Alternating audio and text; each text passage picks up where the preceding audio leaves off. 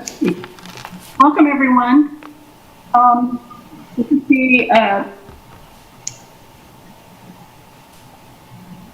I guess I'm going to say officially scheduled, but not in the scheme of our regular quarterly meetings. But it certainly is an important meeting that we've called to order to discuss some of the issues, certainly a lot of the issues, but more importantly, listen to the mayor, and thank you, Mayor, for being here, and addressing some of the concerns that the board has. Certainly, we want to hear from you in terms of what your expectations are of us, certainly, and we want to roll our sleeves up and get to work and look at what we can do to address some of the issues, particularly the change that's needed desperately in community and criminal justice, and then what our role will be in that.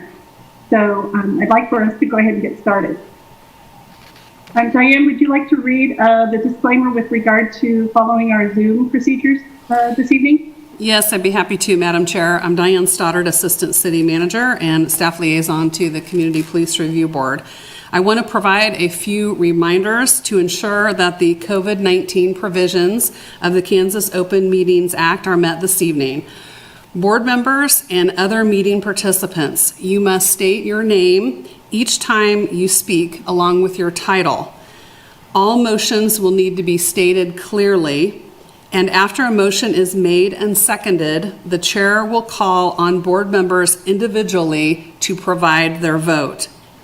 Madam Chair, you will then need to announce whether the motion carried and the count of the vote.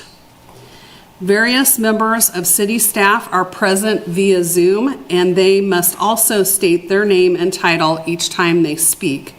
And we also have with us this evening Mayor Ananda and Commissioner Lisa Larson on the Zoom as well. The agenda. Oh, excuse me. Sorry, I was pausing. Just a few more things, if I could. The agenda for this meeting provided certain instructions on how public comment would be handled. Written public comment that was received by the deadline has been posted. We did not receive any requests to publicly comment via Zoom remotely. However, Sarah Bloxam, a member of the Human Relations Commission, did request to participate related to work of that board. Madam Chair, we do have several people in the audience this evening, so I would suggest that you call for in-person public comment for each of the items as appropriate, for those people who are present to be able to provide comments, and staff present would direct those individuals to the podium to speak, following social distancing and safety protocols. So I want to also again remind everyone to please mute yourself when you aren't speaking. And thank you very much. Okay, thank you, Diane. Before we get started, once again, I'd like to acknowledge and welcome Mayor Ananda. Thank you so much for being here. And Commissioner Larson, hi. And I would like to also acknowledge the board members who are here. Welcome to this evening's special meeting. And I would also like to take this time to acknowledge the folks that have written us individually, certainly with their remarks, and those that also issued them through the city. They have been received and read, at least from here, and I think can be very valuable in going forward. I also want to acknowledge the fact that our emails are available publicly on the city website, and you certainly, the public is certainly welcome to communicate to and with us via our emails that are listed there. Always a venue for public comment outside of this meeting venue. Okay, so let's go ahead and get started. So the first item on the agenda, am I good going there, Diane? Madam Chair, if you would, call for the roll call of the board members that are present. Sorry, I forgot to remind you of that. Okay, I'm jumping certainly ahead in that. I'm going to go ahead and read your name. As I read your name, board members, if you'll just signify with present, that would be appreciated. Dr. Sanjay Misra? Thank you. Dr. Jane Gibson? Present. Brooklyn Mosley? Mr. Graybill, Mr. William Graybill. Here, present. Thank you. Mr. Nathan Garza Present. and Ms. Stephanie Littleton. Present. All right, it looks like everyone's here except Brooklyn.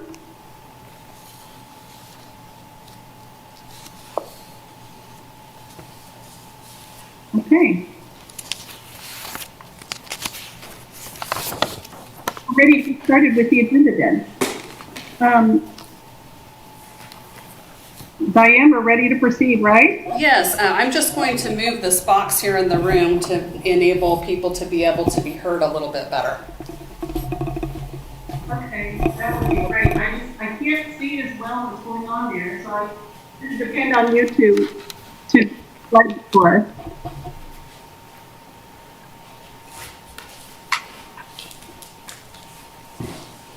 Yes, and as I mentioned, there are several people that are here for public comment. Certainly. Okay, let's go ahead and get started then. So we're going to take time for some public comments.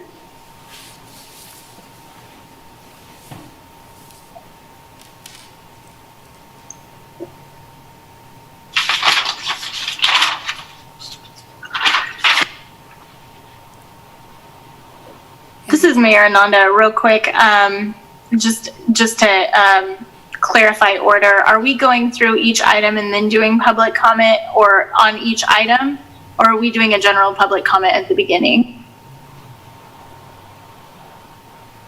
I think, are we doing it at the beginning, Diane? We do have general public comment available at the beginning, and then it's up to the chair how you wish to handle additional public comment through your agenda. Typically, it is provided at the beginning of the during the public comment item. I'm sorry, I didn't hear that well. Oh, I'm sorry. I realized my box has moved. I was saying that it's typically provided in the general public comment portion of the meeting. And so how you wish to handle it with regard to the other items on the agenda is up to the board. Okay, so let's open that up for discussion, board. Chair, what I would suggest is we should hear the public first, overall, whatever they want to say, and then they can always be present if there's an item later on where they want to give an input. We will acknowledge them. So people who are at the City Hall, my recommendation would be to hear them first. Others, Jane? That sounds right to me. Yep, I agree as well. Thank you, Stephanie. Nathan, any preference? No, it sounds like a plan. Okay, Bill? I disagree. I think that we should have public comments at the first, and then the rest of it limited to the board discussion of those items on the agenda.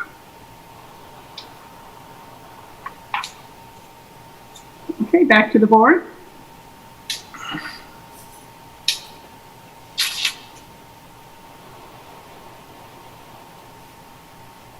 Jane? Do we have a motion and a vote?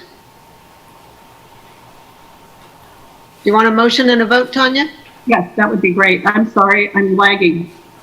Well, I'll move that we invite public comment at the beginning and then at the end of each of the agenda items after the board discussion. Okay, very good. There's a motion on the floor. Do I hear a second? I would second. And that's a second by Sanjay? Yes. Thank you. I should announce my name every time I speak. Is that what Diane said? I forgot. Yes. Please remember to announce your name and your position, which would be a board member. Thank you. We'll do that. Thank you. Any discussion? If not, let's vote. And if you would please vote after I call your name with a yay or a nay, that would be helpful. Okay, Jane? Gibson? Yes. Sanjay? Yes. Yes. Bill?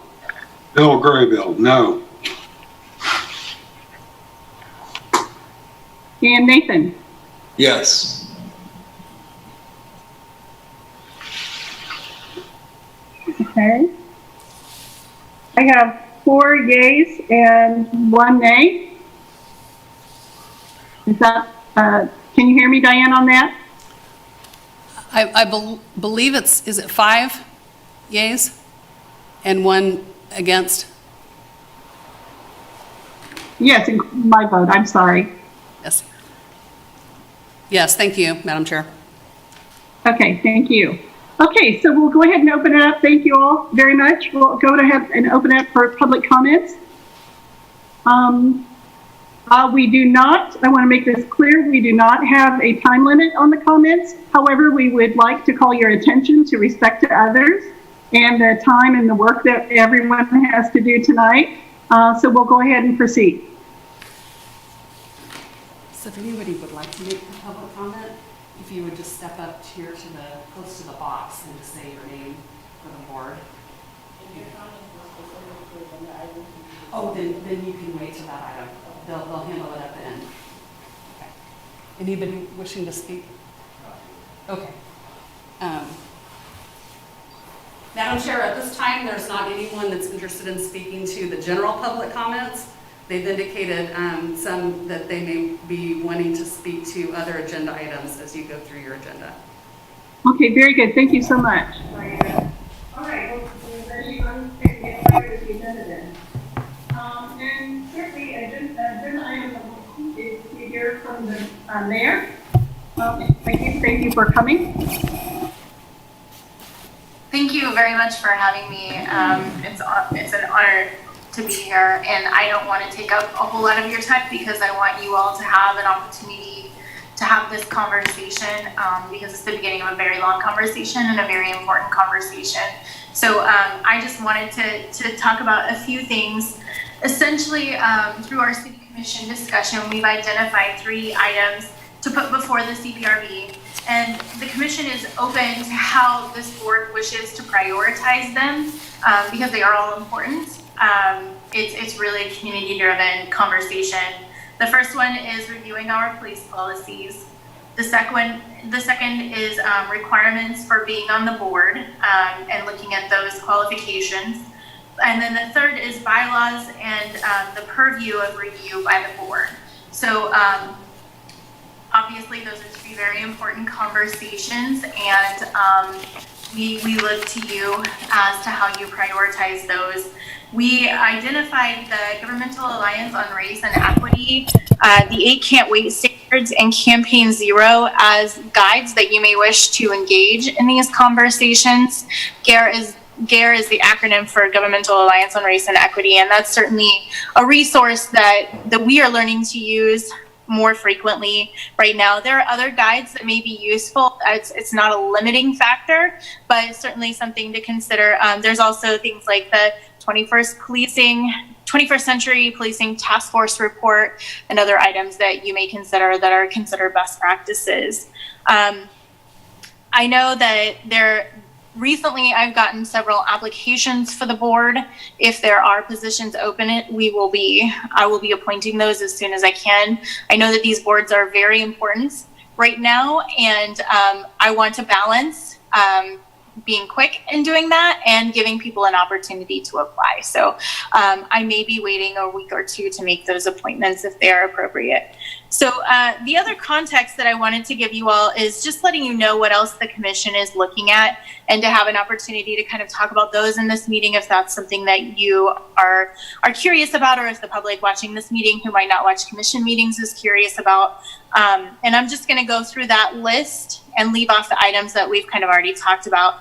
The first is decriminalization of behaviors related to houselessness, drug use or addiction, mental health, and non-person crimes, and the removal of fines associated with these items.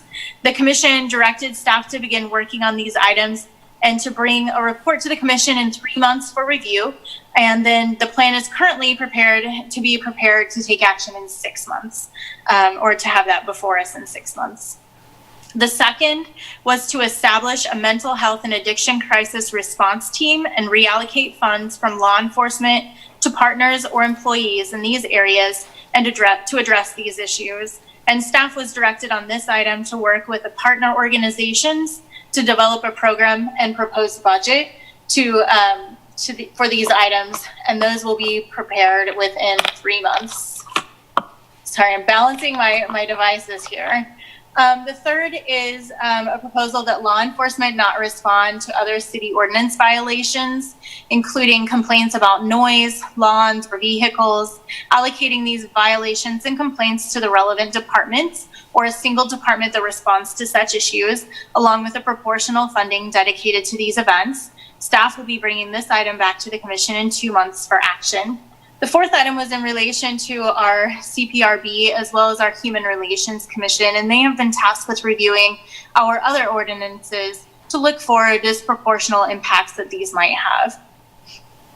The fifth is that the city will actively work toward reduction of the jail population, and this will be done in coordination with the Criminal Justice Coordinating Council, and the Commission will be updated on progress on this item quarterly. The sixth item is to sign up that I will sign up for the former President Obama's Mayor's Challenge. We're going to receive a presentation from staff regarding our current policies alignment with the 8 Can't Wait factors at our next meeting in the first Tuesday of July. The Commission will participate in a series of community conversation sessions on race. The date for these conversations will be established within 30 days. This won't be a one-time conversation. It will likely be multiple series of conversations. The eighth item is to pursue accreditation of law enforcement agencies with CALEA. That's an acronym, CALEA. This has already begun. This project has already been initiated. The ninth, again, relates to the CPRB. The 10th is reconsider Chapter 13 of the city's ordinances, which charge law enforcement with their role in the community. The Commission is going to discuss this item within 3 months. The 11th item is consider community safety broadly, including public health, economic equality, environmental design, and other primary prevention-focused safety considerations, and invest accordingly. These items will be discussed as the Commission begins our strategic planning process, so that broader conversation. The 12th item is to reconsider what the police department building is that's halfway complete and can be for the entire community, including central place of assistance for residents' safety concerns. This item was set aside until we have a greater understanding of the outcomes of the items listed above. So that will assist us with a more comprehensive understanding of what that need might look like at that time. The 13th was to establish a homeless intervention team, a point of entry that would allow better understanding and/or quicker responses to the homeless situation. Staff will work with partner agencies to develop and propose options for Commission consideration within 3 months on this item, and that would involve similar partners to the second item that I mentioned above. I know that these items in no way comprehensively address the issue of racism in our community, but I do hope that this is the beginning of addressing this infection that has been in our country for the last 400 years. I hope that we're all able to engage on this issue and continue these conversations over time in a way that reflects our community's values of equity and of safety for all of our residents. And you all are a key piece of this conversation. So I gave you that list just so that you know that we aren't just saying, hey, boards, do the work for us. But we certainly value the recommendations that you will bring to us, as well as the work that we are doing through the Commission, through our staff, who have been handed quite a buffet platter of tasks and items to take on. So with that, I guess I will be happy to answer any questions that I can. All of these are subject to a majority decision by the Commission, so these are ongoing conversations, and I know that these conversations will be the same for you all.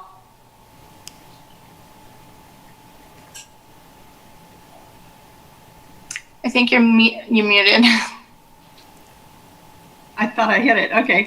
Thank you so much for laying all of this out for us. One of the questions certainly that I've had are what are the expectations, certainly of the Commission, which I think you all have done some great work on, as well as holding accountability to those things. And what are the kinds of reportings, transparencies, accountabilities, and certainly responsibilities go along with that through the city administration. So thank you so much. Are there any other comments, acknowledgements, and words of thanks to have the mayor here today with us?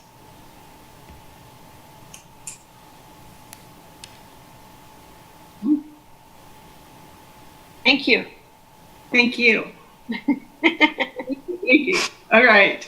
Very good. I really appreciate the work you all are doing too on this. Very, very important work. And I'm feeling really charged and positive about the kind of work that everyone's doing collectively. But this is really important. So I like the leadership coming from the City Commission. So thank you. So I will linger on the meeting, but I will not be an active participant unless requested. And I really appreciate you all having us here and in helping us engage in this work. Thank you very much. Okay, thank you. Okay, time for public comments.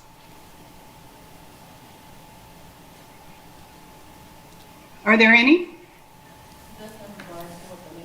Yes, yes, ma'am. Yes, we have one public comment.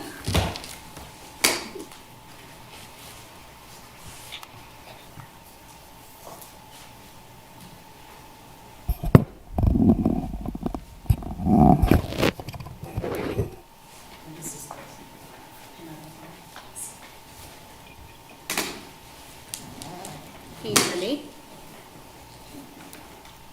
Yes. All right.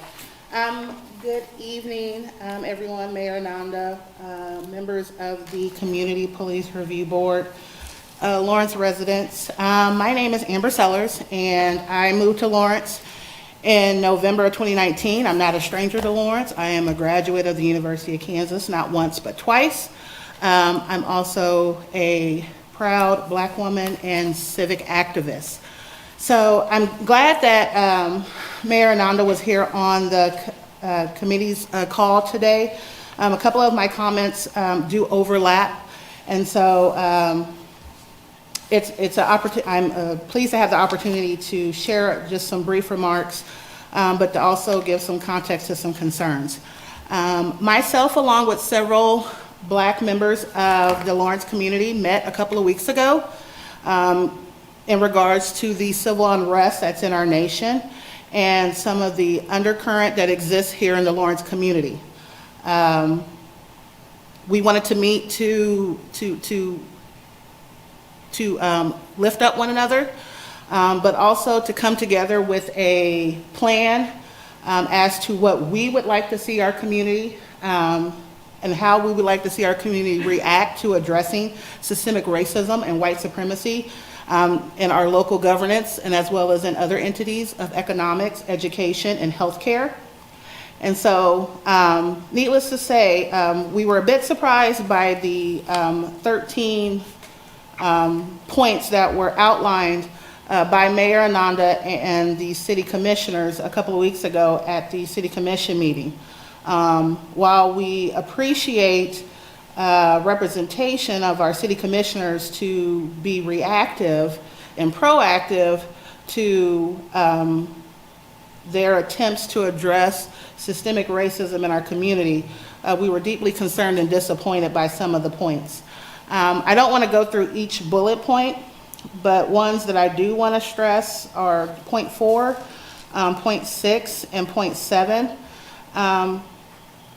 For point 6, just within those two entities, in regards to the best practices that were outlined, the 8 Can't Wait campaign, which is part of Campaign Zero, it's not a separate entity, as well as GEAR, which is the Government Alliance for Race and Equity. We reviewed those entities as a group just to get some comments. And so while we appreciate the mayor and the commissioners addressing those, wanting to use those models as best practices for the community, we were disappointed that there was little to no input from the Black community in Lawrence in regards to as far as input. Point 6, in regards to authorizing the mayor to sign up and commit to the 8 Can't Wait Challenge. Again, while we appreciate the sentiment of wanting to use the 8 Can't Wait as a metric to measure, to create outcomes, and hopefully impactful outcomes in our community. Again, this is a challenge that was not issued by former President Barack Obama. He supports it. He doesn't endorse it per se. And so again, this is something that was recommended, but not at the recommendation of Black individuals in the community. And then lastly is point 7 in regards to the listening sessions with the commission, with the community. Again, while we appreciate having this on here, this should have been number 1. The idea that governance, it seems like at some point we do the goodwill of ensuring that we're checking a box to make sure that we're getting community input, but community input should be the main priority in any of this. And where I'm disappointed in our commissioners and in our mayor is that this is the time where there should have been discussion and intentional discussions and plans made to reach out to the Black community first. I understand that there's a little work that has to be done, but it shouldn't be on the tail end or the middle piece of this wish list. I think it speaks a lot to the proverbial box that's being checked by our local elected officials to say that we're doing something, and so we want to make sure we notate that we're doing something. But it doesn't seem intentional, and it doesn't seem that it comes with it comes with sincerity. And so I would love the opportunity to share more, but I want to yield time to others and also keep the agenda on board. But I leave with the thought that I'd like for our commissioners to think a little bit more about this. There's other parts that I'll bring up later on in the agenda as far as next steps that I think that the board and other commissions should be doing. But a lot of us in the community, we don't like this plan. And we don't like the plan because it's not, we feel like individuals are rushing to get something on the books to show that the community and elected officials are doing something, and that could be just as detrimental as not doing something. And so at no point has voices of the Black community been engaged intentionally and purposefully in drafting any of these 13 points. And that's disappointing to me. It's disappointing to a lot of people. I know you don't mean ill will by it, but I would hope that from this discussion, you will think about it and want to do better and maybe reconsider the next steps in this process. So thank you very much. Have a good evening. Ms. Sellers, thank you so much for your remarks. Appreciated.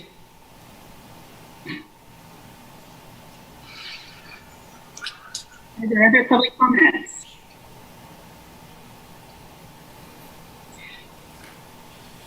I don't see anyone at this time, Madam Chair. Okay, and the public comments are on the record, correct? Yes, correct. Okay, thank you. Okay, board, is there any discussion post public comment? So this is Sanjay Mishra, member of the community board. I just wanted to thank the public comment, and I also wanted to thank the mayor, because I would take it as a starting of conversations. As you put your foot in stake in the ground, you're starting a conversation. So I wouldn't be disheartened. I would keep working on it. It's Sure. my understanding of this, and we can bring them together. Absolutely, it's important to listen to the people who are most impacted by this. Absolutely. And I guess that raises a question for me, Mayor, if you don't mind. Thanks for staying. I've got a question for you, if that's all right. Are we still in order with that, Diane? Yes, Madam Chair. Thank you. So Mayor, how fluid is that list? That list is completely subject to the will of the commission, which is why we're scheduling those meetings in the first 30 days, or getting those scheduled before any of those items come back to us. And so that is a vital piece of the conversations that we're having. But I am hearing, that is not the perception, and that's very important, particularly for the communities who are most impacted. Absolutely. Thank you. Okay. Any other comments from the board? Yep, this is Stephanie Littleton, Vice Chair. I would like to say, I think she said her name is Amber Sellers. Is that correct? Okay, Amber, I truly appreciate that you took the time to come in tonight. Your perspective and your voice from the Black community is critical, and we definitely need to engage that. So I just wanted to say thank you for bringing this forward. I have a comment, Ms. Chairwoman. Thank you. Thank you, Bill. This is Bill Graybill. I too would like to thank Amber for coming and making her remarks. I couldn't agree with her more fully. I think people jump at doing things without really intending to get anything done. They just want to get something on the table. In that regard, I do have a question for the mayor. Did the city commission make any effort whatsoever to engage the Black community, the Native American community, or the Hispanic community before they decided on this list of 13 things they were going to do? I can't hear you. Mike? So to be clear, with the exception of one of these items, these were items that I brought to the commission. And while I did not have formal meetings, these were based on my communication with activist community, with individuals in the community who have been active on these issues for some time. So I will take ownership of presenting these items first and foremost, not the commission.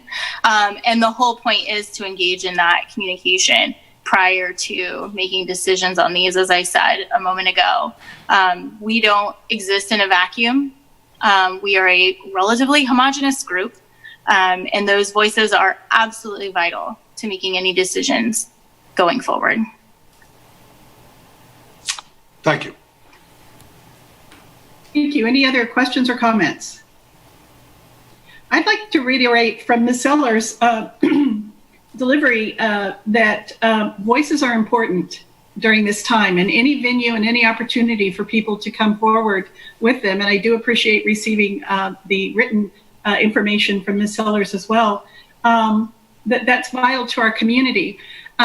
So any and all opportunities certainly are important. But what I would like to recognize is the timeframes that you've put into place, Mayor, that there is not just a charge of what hopefully these expectations are going forward, but some time parameters around it. But with those time parameters, I'm sure is going to come reports and engagement, and probably the start of a real, I would hope, fundamental and foundational approach to addressing justice in our community. So we'll be staying tuned. Thank you. Mm-hmm. Okay, anything else? Okay, if not, we'll move on to the next item on the agenda. In thinking about putting this agenda together, and I hope you all don't mind that I took the liberty to, but I thought we'd have a conversation here. And I think a lot of what we're going to talk about here will end up really under item number 3. And that is, while we are not city employees, we don't have the day-to-day minutia of looking at policies specifically and how they align with practice and how they then play out with all of the administrative and managing functions of a policing force. I thought it was just very simple to raise the question: how do we know we have a non-biased, prepared, and practicing police force? How do we know that? You know, and what's embedded and implied in all of that, if you again would excuse me taking the liberty of putting that on the agenda, is thinking about transparency, thinking about expectations, both from the city commission and in the city manager's office and the administration of law enforcement. And you know, where do these things lie and how are they held accountable? They are important along with the other management functions of what it takes to certainly police and keep peace in a community. So I put that on there because this is all about transparency and accountability in my mind. And then how is it that we can be proud of the fact that if in fact we are, that we can celebrate and look fundamentally at metrics, at valuable outcomes, which I think have been addressed through what the mayor is talking about, and even Ms. Sellers, and that is that what are the metrics that we need to make sure that we are honoring, I hope, a non-biased, prepared, and practicing police force. So this is for discussion before we get to work item number 3.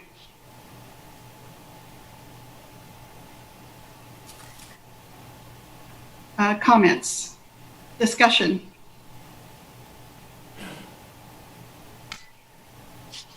So this is Sanjay Mishra. And what you've raised is a tough and very relevant question. Mm-hmm. And I know when the commission was formed, when the board was formed, we have been asking for that information. Or in some sort, I don't know how that information would come. But I know we are waiting for a study to be completed, which would have some data for us, right? And after the George Floyd incident, I have seen several articles in popular press which have talked about how some of the work done in this space has been, and how the data is categorized to get a feel for whether there's bias in policing or not. And what we have to be careful, I think, given that we need to make database decisions, and I know even in one case, if there's a bias, perceived bias, it's not good. But rather than base policies on cases, we got to base policy on data. So there's got to be a body of information on which you have to base develop your information. So thank you for the chat. Thank you. Jane? This is Jane Gibson, board member.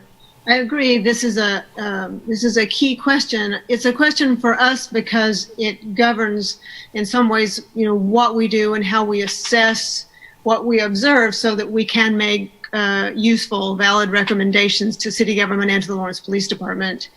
But I would say that there's an additional question, and that is, how do the police know that they have non-biased, prepared, and practicing police? We know that the police gather certain specific kinds of information, like on the use of force and racial profiling, for example. How do the police investigate themselves? How do they reward officer productivity? What are the boundaries around the categories of things like use of force that the police themselves need to use when they're trying to decide whether or not they're being unbiased? We have to know what we mean by that and how we know it when we see it. But I'd like also to know how the police know it when they see it. Thank you. That's it.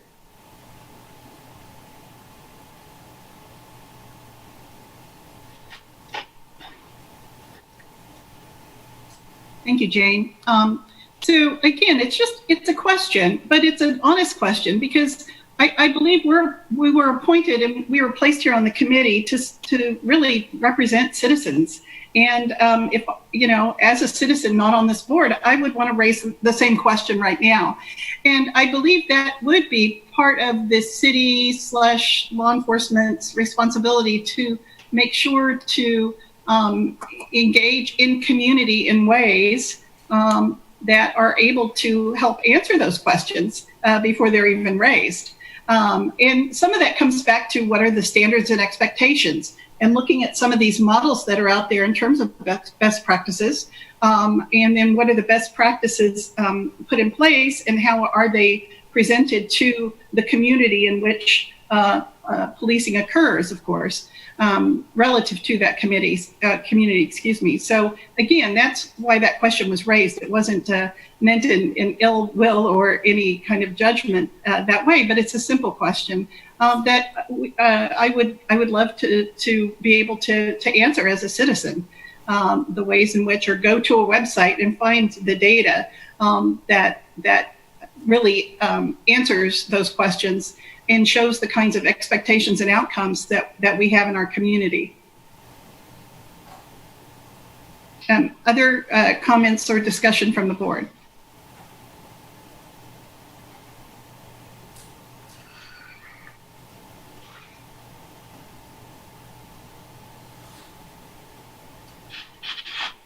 Any other comments or questions from anyone else? Okay. If not, let's go to public comment.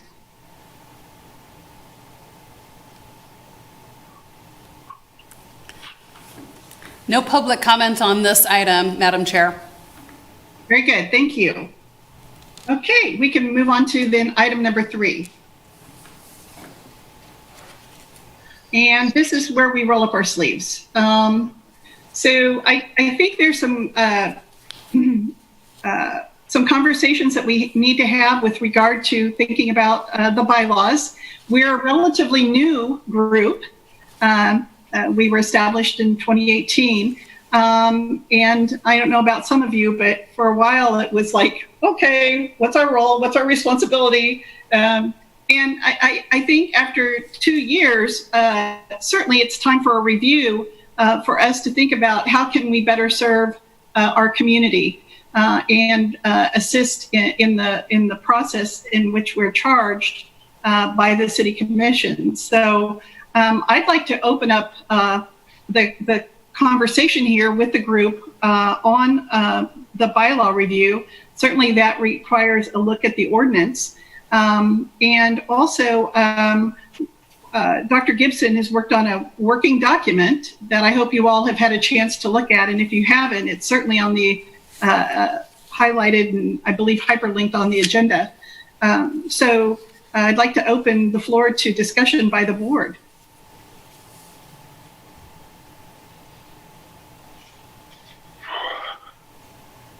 I've got some comments, Madam Chair.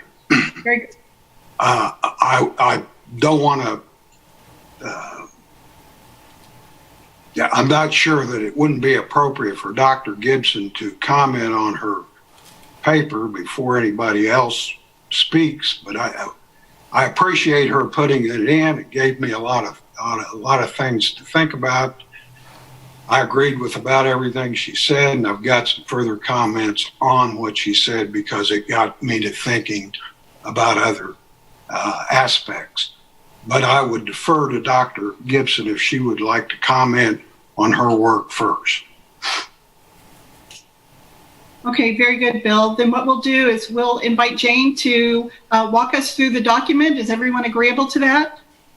And then we'll wait for your comment at the end. But what I'd like to do through this item number 3 is work toward establishing a group that can take a serious look at our bylaws and think about the commitment that we have. And I'm sorry, I'm lagging on my computer, on my internet. Make sure that we're fulfilling more comprehensively what our expectations are from the city in terms of when we were established. So Jane, would you please go ahead and walk us through the document? Well, I promise not to walk you through it. It's a little bit long, and I promise not to. Thank you. You have to listen to me do that. You can read it. I hope you will. And I hope you don't. If everybody's agreed that I should speak, I don't want to. I don't want to deflect anybody else's comments. So if it's all right with everybody, then I'll go ahead with this. I do have some remarks to make to try to maybe boil this down a little bit and talk about what I see as the main points in the document. But I think the first thing I want to say is that I'm aware that a lot of time and effort went into creating this board that we all sit on. And I have a lot of appreciation and respect for the people that did that. Those are people on the city commission, from the Lawrence Police Department, the city attorney, and no doubt others that I just don't know about in particular. And I want to say that my starting point in producing this document is that we are all in spirit on the same page, that what we all want together is just and respectful relations between the Lawrence Police Department and the Lawrence community, and that we all want to work for that. And I'm confident that that's the case, certainly for the members of this board and all the people that I know in this city and the police department, the members of the police department that I know. I watched the city commission meeting that was on June 19th, 2018. It was the meeting when the board passed the ordinance 9324, I think is the number, that created this board. It had a lot of interesting things in that meeting, but what I would like to underscore here is that when the board passed the ordinance, they made it clear that they understood that the ordinance was not finished, that it had flaws in it, but they needed to pass it on and let us work with it, and that was their expectation, that the CPRB would take it on and review the material in the ordinance and by extension the bylaws to try to refine that document and make it more useful. So the question that I asked when I looked through the ordinance and the bylaws was, can the CPRB fulfill its charges? The charges are in the ordinance and they're on the bylaws, and we have three main charges: to advise and assist the city of Lawrence and its police department in policy development, education, community outreach, and communications related to bias-based policing. Second, the board may provide an independent, accessible, and efficient means for which the public may submit a complaint of alleged police misconduct in a confidential manner. And third, the CPRB may assist in reviewing appeals of bias-based complaints against the police. So can we do that? Do we have an infrastructure in the ordinance and in the bylaws that facilitate our ability to fulfill these charges? Those charges are not a small order, they're a tall order. And so it requires that we have the authorization and access to the information to make that possible. So when we first met in September of 2018, as Chair Tonia Salvini says, we were a new board and we didn't have any institutional memory. And in fact, we don't have a lot of institutional memory yet because we're just 21 months old. And we haven't had any experience with cases because there have been no cases come before us. So we haven't had a way, in fact, to test whether or not the ordinance and the bylaws are meaningful, whether or not they're useful to us. But as others have noted, this is a particular historic moment when the world watched the murder of George Floyd by a callous and indifferent police officer with his hands in his pockets and a smirk on his face. And it gave rise to this really important movement that has a 400-year history. It's been in the making for 400 years at least. So we can't, as a board, and this is my opinion, we can't wait for a test case. We can't just, hope that things will all work out if we just sit back and wait for test cases to come to us. So we've got to look at the current configuration of the bylaws and the ordinance, because a test case, the way that they're written, really might never come. And I'm not here to say that we have a problem with the Lawrence Police Department, nor that we don't have a problem with the police department. I think what my findings indicate is that we don't have a way to find out as a board. We don't have access to the information, and we don't play the roles that would make it possible for us to say that we have a very fine, respectful, unbiased police force, or we have some bad apples, or we have a big problem. We don't know one way or another. So before I go on, I need to say that this document is mine, and I don't presume to speak for the rest of you. I hope that this document will be useful as we continue our work, but as a starting point for a conversation, I agree with Ms. Sellers. We have to have a lot of input to know that we get this right, because these sorts of things, this board in particular, in this historical moment, these healthy community police relations. So we're going to need input from the community, and we're going to need input from the Lawrence Police Department and from the rest of the members of the board, because what you have now is just, what I thought, what I read and I thought.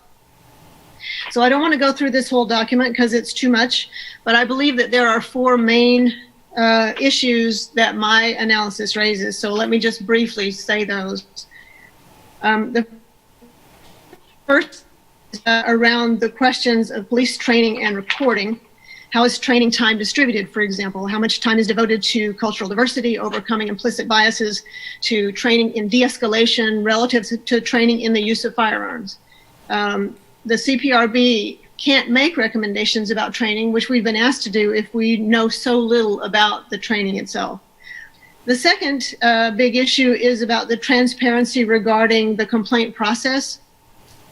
Now, I looked, and I looked pretty thoroughly, but I didn't find that complainants recognize they have the right to appeal on the LPD website. Now, it might be there, but I didn't locate it, and I think that needs to be upfront and for all complainants to know that one of the possible outcomes is appeal.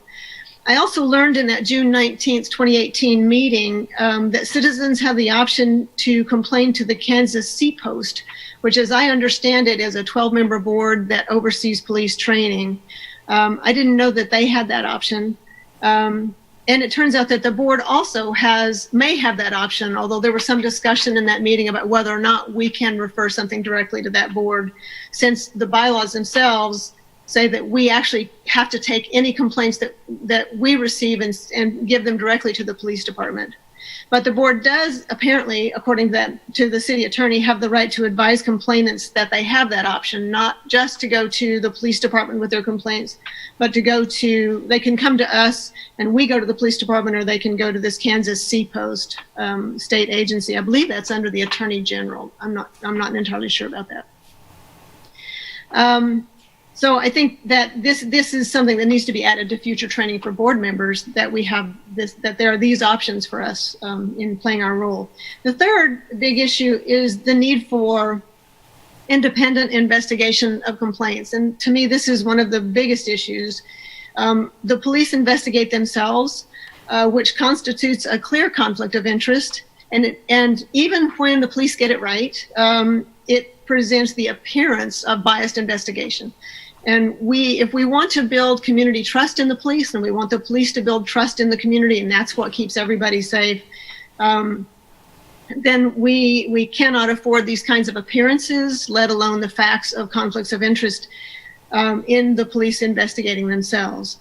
The fourth big issue for me is restrictions that are placed on the board with regard to our roles and access to information that I believe both blindfold us and tie our hands as a board.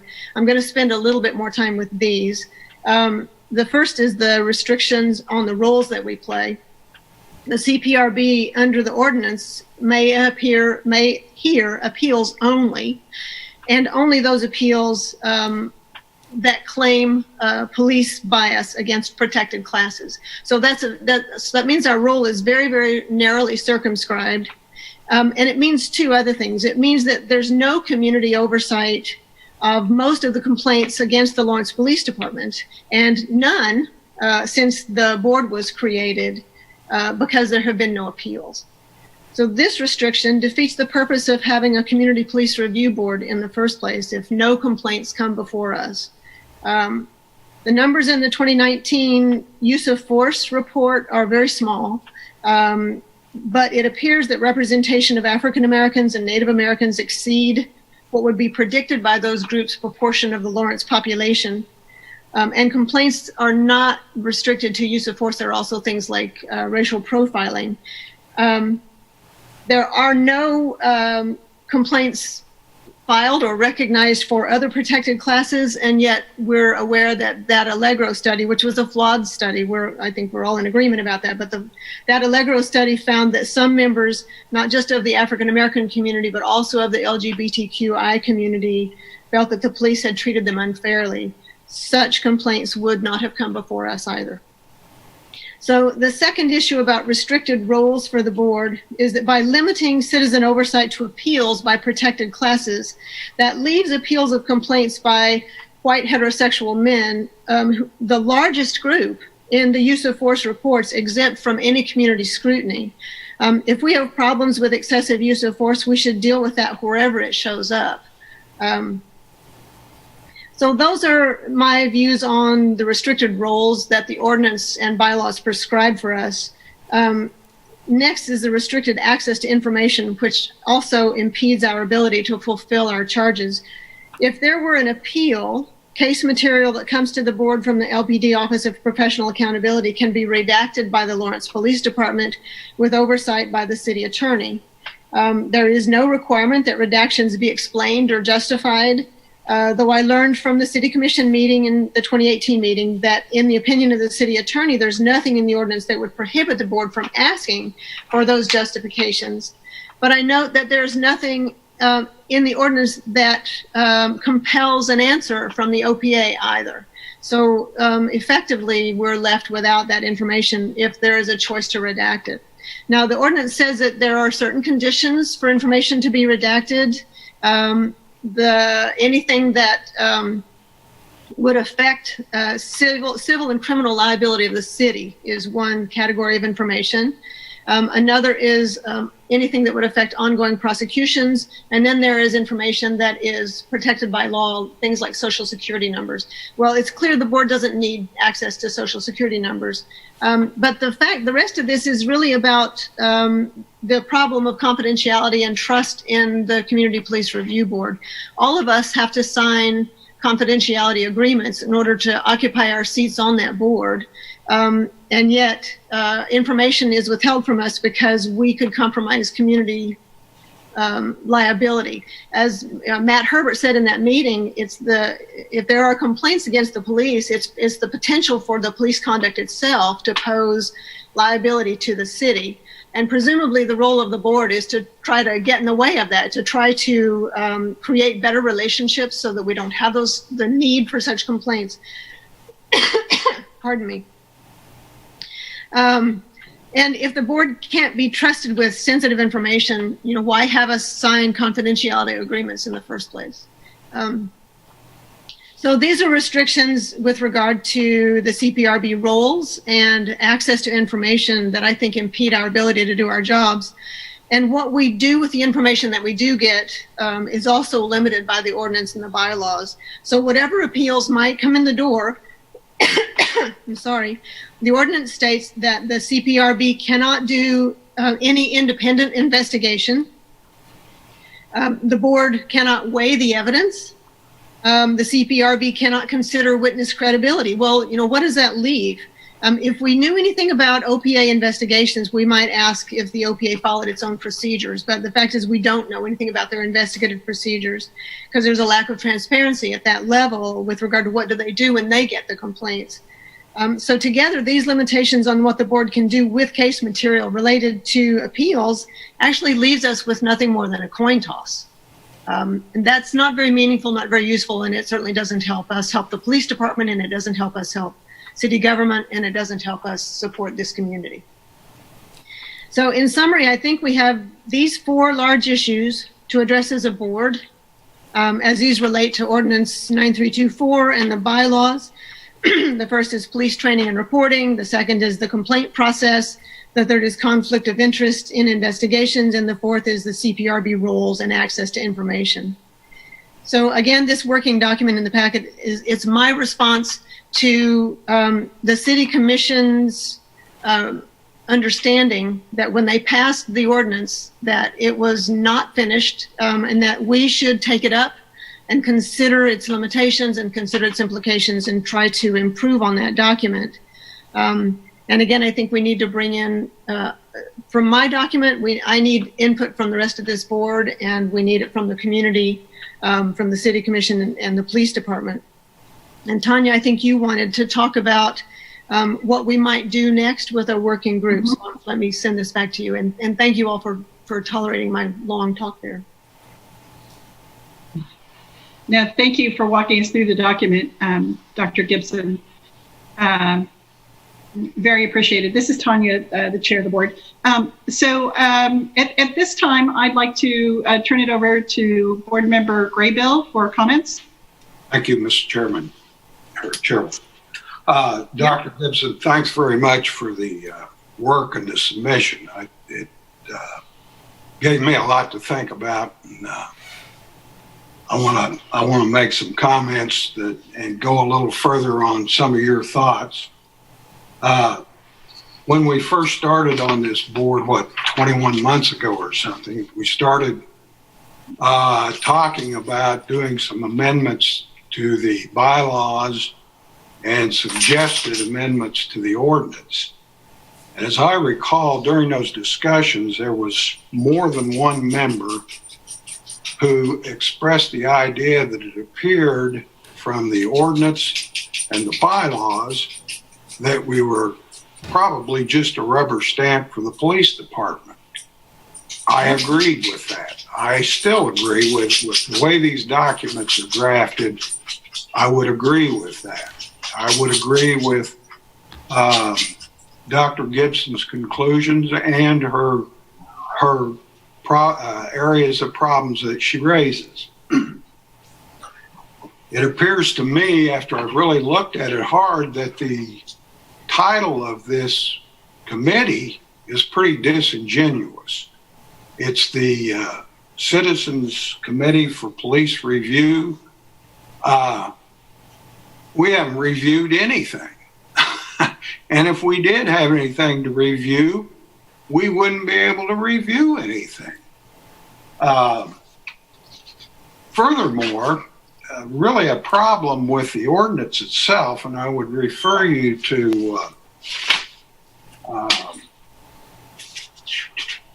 section 12504 sub C, number 2.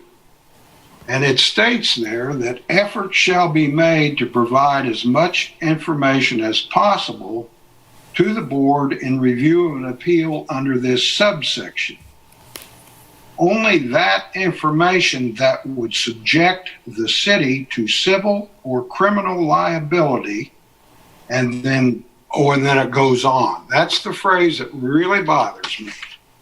First of all, why would the city ask its citizens to suppress facts of crime or wrongdoing that the city may have to be accountable for? Isn't that what the city is? I mean, that's citizens. That's their job. That's what they're supposed to do. They shouldn't be asking us to cover up. And they shouldn't be withholding information as a cover-up. And that's what that provision provides. Now you say, well, what crime could there be, or what civil liability? And I would submit to you that the U.S. Code under 42-1983 provides that every person who under color of any statute, ordinance, regulation, custom, or usage of any state or territory or the District of Columbia subjects or cause to be subjected any citizen of the United States or other person within the jurisdiction thereof to the deprivation of any rights, privileges, or immunities secured by the Constitution and laws shall be liable to pay that party in an action at lawsuit in equity or other proper proceeding for redress. What that's saying in a nutshell is if a governmental entity or an employee of a governmental entity violates a person's civil rights, i.e. applies criminal laws discriminatorily, they're subject to civil liability, which would fit exactly what they're talking about in this provision of the ordinance. Now, that may not subject the city directly, but it certainly could under the master-servant doctrine that the master's liable for the servant's torts. So the city's got potential liability there. Under that provision, the city or the police department or whoever's going to withhold this information could withhold it on that basis. Secondly, under 1985 of the same section, it provides that if two or more persons in any state or territory conspire to prevent by force, intimidation, or threat any person from accepting or holding any office, trust, or place of confidence under the United States, or from discharging any duties thereof, or to induce by like means any officer of the United States to leave any state, district, or place where his duties as an officer are required to be performed, or to injure him or her property in account of lawful discharge. That's the first part of it. The second part of that statute provides, which is more appropriate here, if two or more persons in any state or territory conspire to deter by force, intimidation, threat any party or witness in any court of the United States from attending a such court or from testifying, and that's the conspiracy on witness tampering. And then third, depriving persons of rights and privileges. If two or more persons in any state or territory conspire, so on and so forth, for the purpose of depriving either directly or indirectly any person or class of persons of the equal protection of the laws or of the equal privileges and immunities under the laws, or for the purpose of preventing or hindering the constituted authorities of any state or territory from giving or securing to all persons within the state or territory the equal protection of the laws. In any case of conspiracy set forth in this section, I'm skipping forward to the penalty section. If one or more persons engaged therein do or cause to be done any act in furtherance of the object of such conspiracy, whereby another is injured in his person or property or deprived of having and exercising any right or privilege of a citizen of the United States, the party so injured or deprived may have a cause of action for the recovery of damages occasioned by such injury or deprivation. That again goes back to this provision in the ordinance that says that the city can withhold any information that would subject the city to civil or criminal liability. Under that section, it would be a conspiracy theory. I'm not saying it's going to happen, but it certainly could happen, and anything that could happen normally will. Going further to the criminal statutes that might be applicable to these situations, under Section 241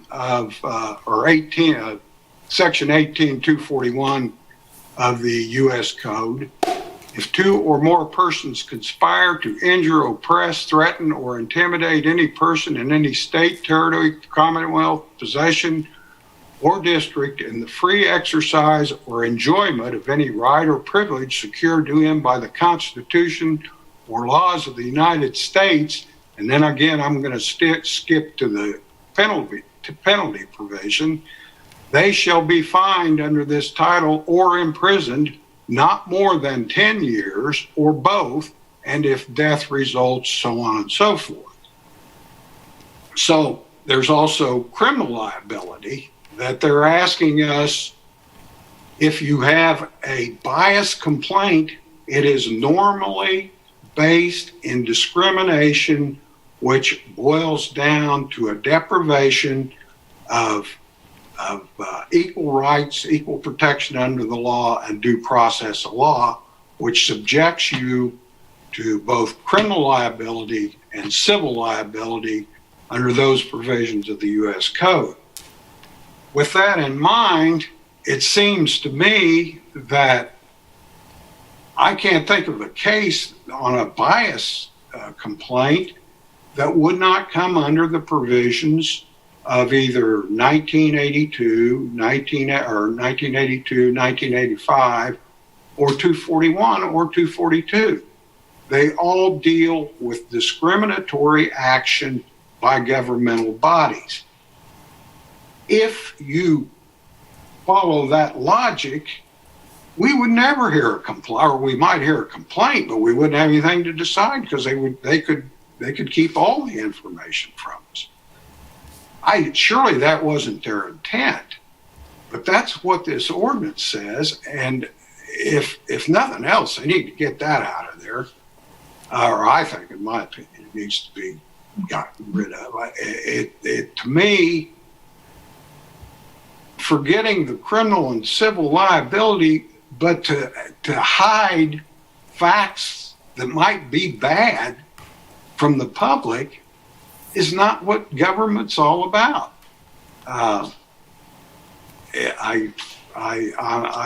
After I really looked at it in detail, I'm just astounded that they would put that into an ordinance. And I think it all goes to the transparency that Dr. Gibson raised. I think it goes to what are we doing? We really don't have any authority. And we've got other things we can be doing under the ordinance, under our bylaws, and they're important. But if that's the case, let's at least change the name of the organization and not pretend to be something we're not, because we're not a review body under these rules and regulations. Thank you. Oh, Phil, thank you so much. I appreciate it. This is Chair Salvini. I really appreciate your input here and the time and passion that both you and Board Member Gibson have taken to provide comments tonight, and really appreciate that. Board Member Gibson, would you like to have the floor? Yes, this is Jane Gibson, board member. Just briefly, Bill, I couldn't agree more. Although you and Mayor Ananda and other attorneys speak that legalese that I don't speak, so I can't say that I followed all of it, but I got the heart of it, and I'd like to know from you if you think that the CPRB would be guilty of conspiracy if we received an appeal under the current ordinance, because we would be conspiring with the city to deny people their civil rights. If that were to happen, I think anybody's name that gets even close to it gets made a party. Well, let's not change the name of our board. Let's change what we do and make sure that we have the infrastructure to do what is expected of us. I couldn't agree with you more. Thank you all. That's a great segue to go where we need to go, but I want to hear if there are any other remarks from the board members. This is Stephanie Littleton, Vice Chair. I would first, Jane and Bill, thank you so much. I kind of want to make a segue into what the mayor had said about the 3 items put before the board and kind of relay it back to what Jane has shared, so we can kind of catapult ourselves maybe at, in the next step. Sure. And she said, sorry? Yes, of course. Okay, so the mayor had, and I have it down, let's see if I have this right, review police policies, requirements, qualifications to be on the CPRB, and review the bylaws. And with that being said, and going back to Jane's points, which she made excellent points all the way through, and I think the 4 main issues are the most important. I think maybe we look at comparing the two and which do we pick to put our time into first, because it's so critical at this point where we go.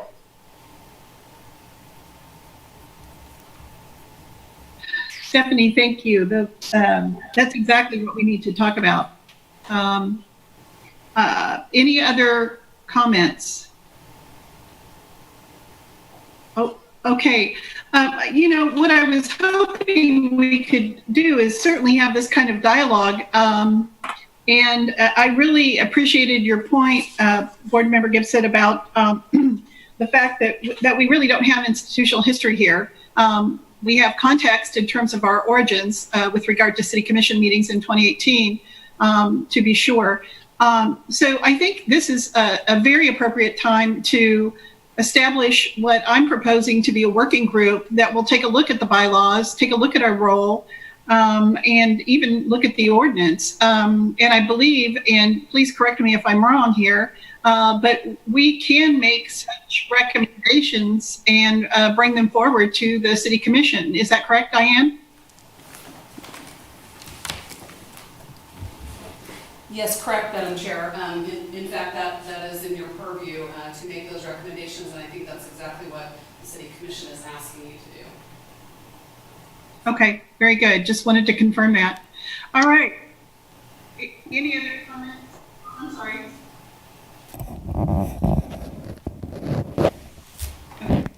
At this point, I would like to know if any of the board members would like to make a motion to establish a work group that can take a look at the bylaws, certainly, and make some recommendations for proposed changes in the ordinance as well. Board Member Gibson? Charges, that's one. So maybe I just take it one at a time. How about that? Let's start with that.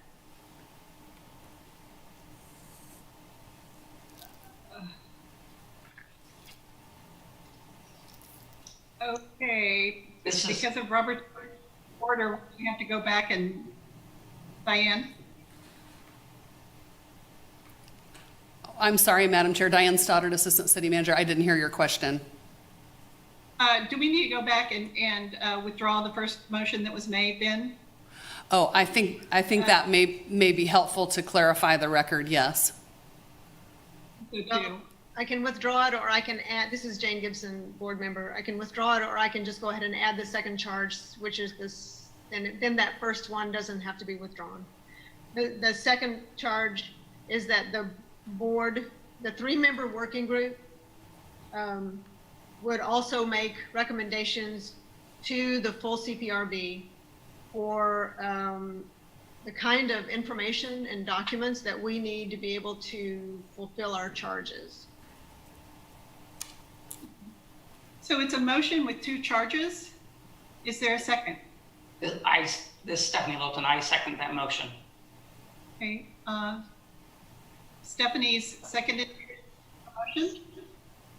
Let's go for discussion.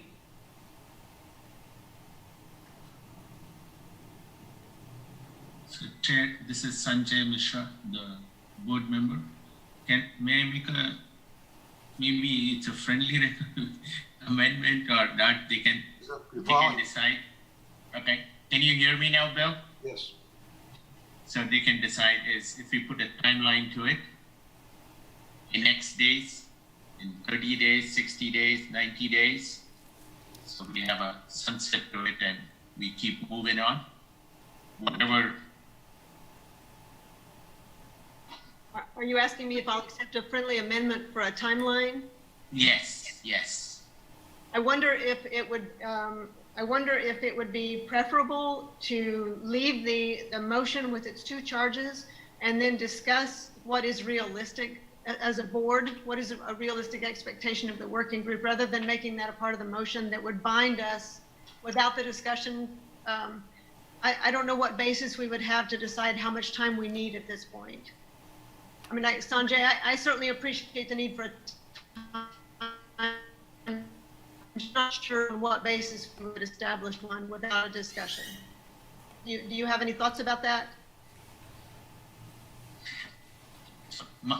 This is Sanjay Mishra again. My only point here was to keep things moving along.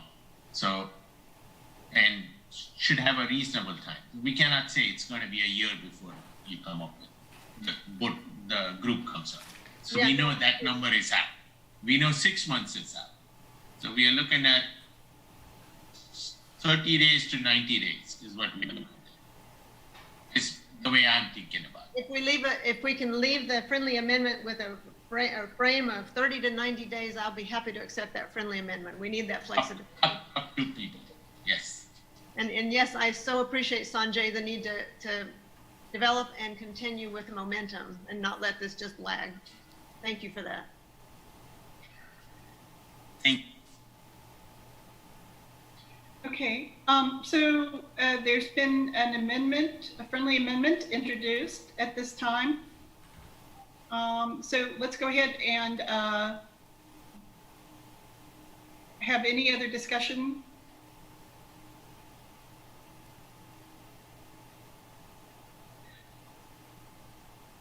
I'm lagging again. Sorry about that.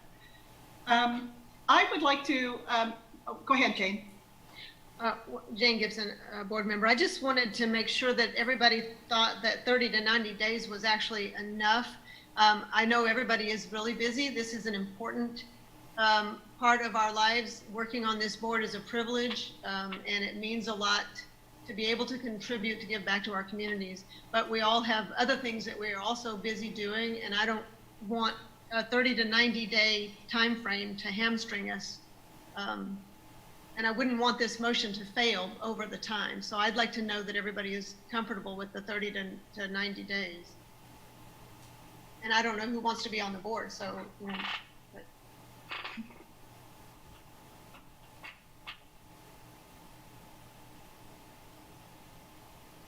So I guess, does anybody have trouble with 30 to 90 days? Anybody think that's too little?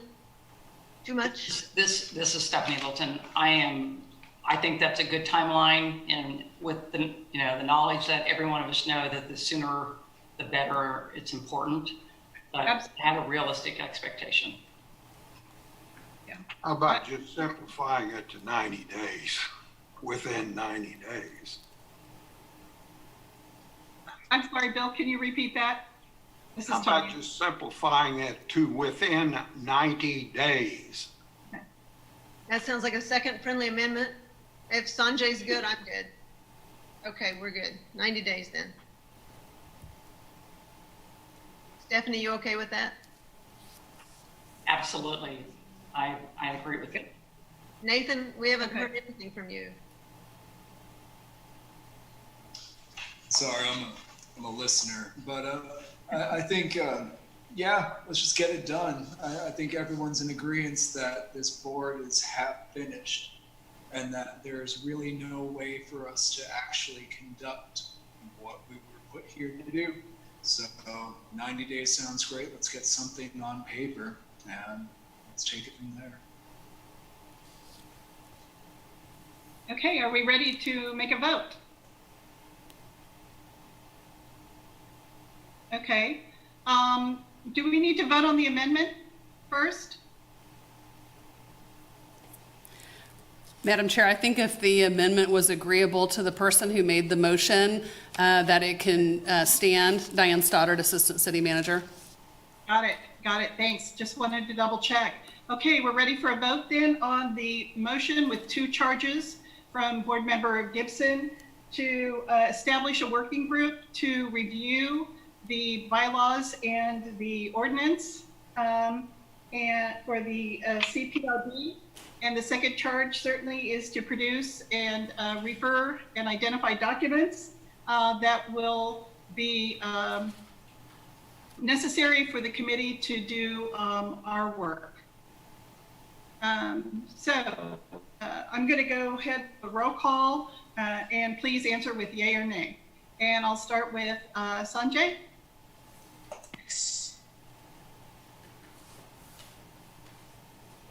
I'm sorry, I'm lagging. Is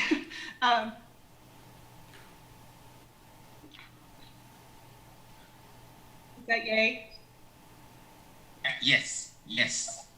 I'm sorry. So sorry. Okay, next is Board Member Gibson. Yes, yay. Okay, Bill, Graybill? Bill Graybill, yay. Stephanie? Yes, on both counts. And Nathan? Yes to both. And mine is yes as well. So, okay, motion carries.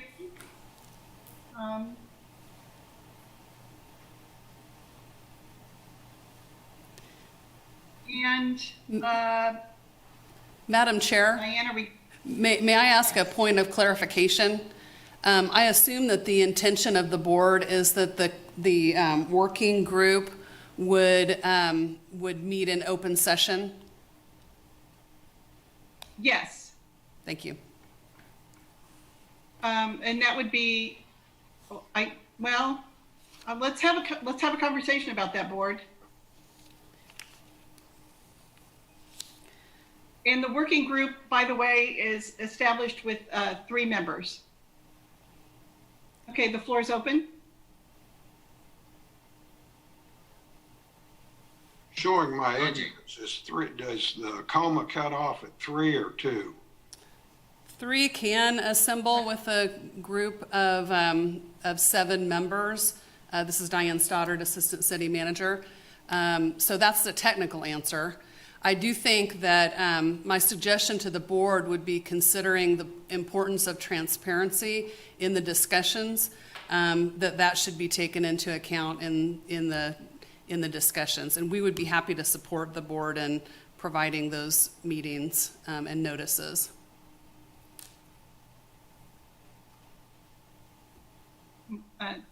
Jane. Jane Gibson, board member. Diane, are you suggesting this would be open to the public? Yes, in an open meeting. I think that would be my recommendation to the board, given the importance of the discussions and the transparency surrounding these items.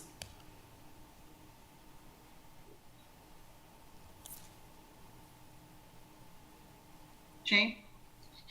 I don't think that it is in our interest to try to schedule these meetings for public consumption. I think it'll drag us down, it'll slow us down. I think that we need the opportunity to be able to communicate as efficiently as possible.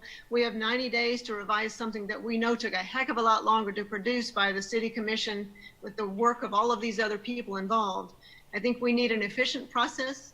I think email is more efficient, and that is not in the public domain, and I would oppose trying to schedule this for public consumption. I mean, that was the purpose of, in my mind, that was the purpose of making this a committee of 3, so that we wouldn't have to deal with the cumbersome requirements of COMA, that we could actually get our work done. And the transparency will be in what we produce and bring back to the board as a series of recommendations. There won't be anything hidden in that. There won't be anything hidden. You know what we're going to be talking about. Bill, did you have a comment? I would agree with Dr. Gibson. Okay, Sanjay, thank you. Okay. Sanjay Mishra, board member. So I understand expediency, and I also understand the issue of transparency. As it's important to be as transparent as possible, and we have to work fast. Would, again, a suggestion to do a monthly update, half an hour public meeting or 1 hour public meeting. Would you be open? So this is what all the work we have done, this is where we are moving. Will that make sense? So we are trying to do all the work gets done through emails and stuff, and then we report out to the public. Say, this is where we are going, give us input, give us input.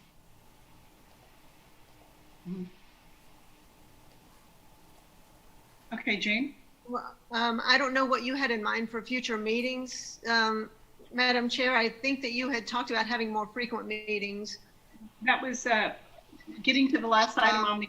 Especially at this moment when so it might be that that would satisfy Sanjay, the issue of transparency, if we could just give an update on progress at that meeting, rather than trying to schedule some special meeting to provide a public update. Right. Does that satisfy Sanjay? Absolutely, absolutely. I want it to be as open as possible that we can do it and still be cognizant that we got to do it fast. And because otherwise, if we are going to work in a box, then we cannot ask everybody else to work open.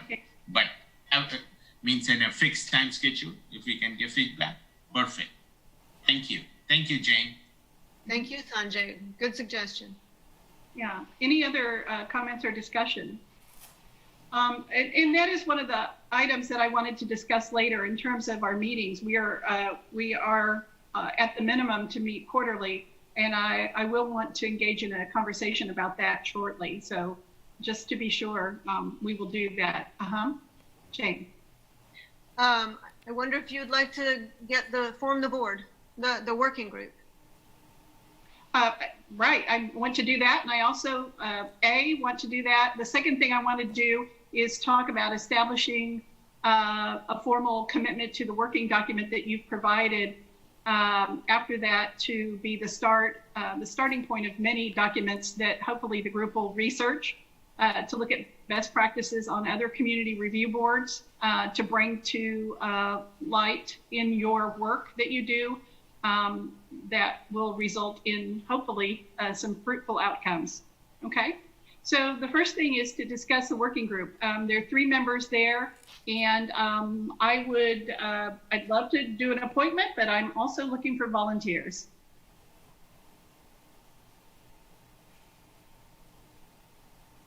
So I will not, I can volunteer, but I think there are better people than me to serve on this committee. And I think they are in the middle of all Jane, Bill, and Stephanie can do it. If Nathan wants to, then we have, I'm stepping out, so I should not. Thank you, Sanjay. So you recommended board members Jane, Bill, and Stephanie? Okay. Is that good? Will we still be friends? Then I will, yes. You better ask Jane, Bill, and Stephanie, right? For sure. Is everyone in agreement with that group? Bill, are you willing to serve? Yeah, I'll do it. Thank you. Stephanie, are you willing to serve? I would, but I actually would change that trio. And Tonia, I actually think that you would be better served on that. And I will if no one else, but. Okay. I am interested, but I really wanted the board to have a conversation about it. Jane? I would be glad to serve. I was thinking, of course, Tonia and Nathan, no doubt, both would make strong contributions to the committee. But Stephanie, I was thinking about your history with the police, and that makes you pretty important. And Bill, with your ability to speak that ridiculous legal language, we need you here. It's only ridiculous until you're facing jail. Good point. Stephanie, I would be delighted to work with any of you. I think it would be an honor to work with any of you that were willing. Thank you, Jane. Yeah, thank you very much, Jane. I was hopeful that you would be very interested because I love that you've already engaged and committed this far with the working document that you had. But I agree with Jane, Stephanie, that you would be an asset to this process with your law enforcement experience. Well, I truly appreciate you all. I was trying to kind of step back and give others since I spent my time, but no, I will. I mean, I would be honored, of course. But and if I would also just kind of add to that, I don't have any reason that I should be going anywhere, especially with COVID. But if in this 90 days, can we have some kind of a backup if somebody is not able or for whatever reason needs to? And I'm not saying I need to step back, but if something were to happen, pick a backup. Sure. Smart. For the working group. Sure. So right now, go ahead. My recommendation, Tonia, would be that you would be since you are interested, but just putting that out there just so we have something in place. That's all. Thank you, Stephanie. That's a good idea. Okay, Nathan, what's your interest? Well, I'm willing to step back. That's fine with me. Okay. Okay, so it sounds like we have Jane, Bill, and Stephanie, and then me as the alternate. Is that good with everyone? Diane, do we need a motion on that? Madam Chair, I do think it would be a good idea for you to have that in the form of a motion. Diane Stoddard. Okay. Before we go into motion, Jane? I think Nathan needs to be an alternate also. He can be a second alternate, but Nathan, you can't get off the hook that easily. We might have something else he can do for sure. This is Mayor Ananda. Can I make a point of clarification real quick? Yes. I'm wondering if that leads to comment issues if then another board member is stepping into one of those meetings in which you're working on a document on which you will vote. Does it?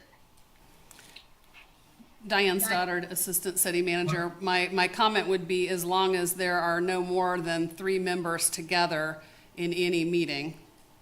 And yes, Maria's shaking her head, yes. So we have an attorney agreement with that. Okay, very good then. Thank you for raising that concern, Mayor. Okay, so we need a motion.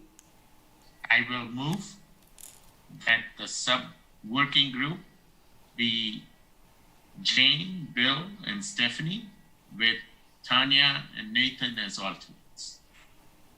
And only, yes, that's it. I didn't want to put any.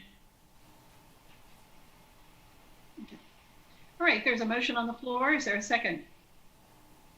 I'll second. Jane Gibson, board Moved member. by Jane Gibson. Okay, discussion? I know where you were going with that, Sanjay. No more than 3 at a time in the meeting, as to not violate, right? Got it. Any other discussion? Okay, if not, let's go for a vote. Excuse me. I'll go through the roster. Sanjay, yay or nay? Yes. Yes. Very good. Jane? Yes. Bill? Bill Graybill, yay. Nathan? Yay. And Stephanie? Yes, yes. We have a majority. And the motion passed. Okay, let's talk about, for a moment, the working document. I would like to introduce the working document for the record, for the board to consider passing a motion to accept that report to be one of many documents that the working group use to generate the review and the revisions to both the bylaws and the ordinance. So moved. Okay, it's moved by Bill. Is there a second?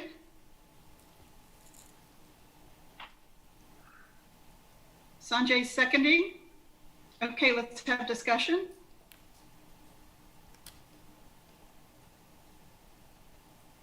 If there's no discussion, let's move to the vote. What say you, Sanjay? Yay. Okay, Jane? Yes. Maybe I should abstain since I wrote it. I'll abstain. Okay.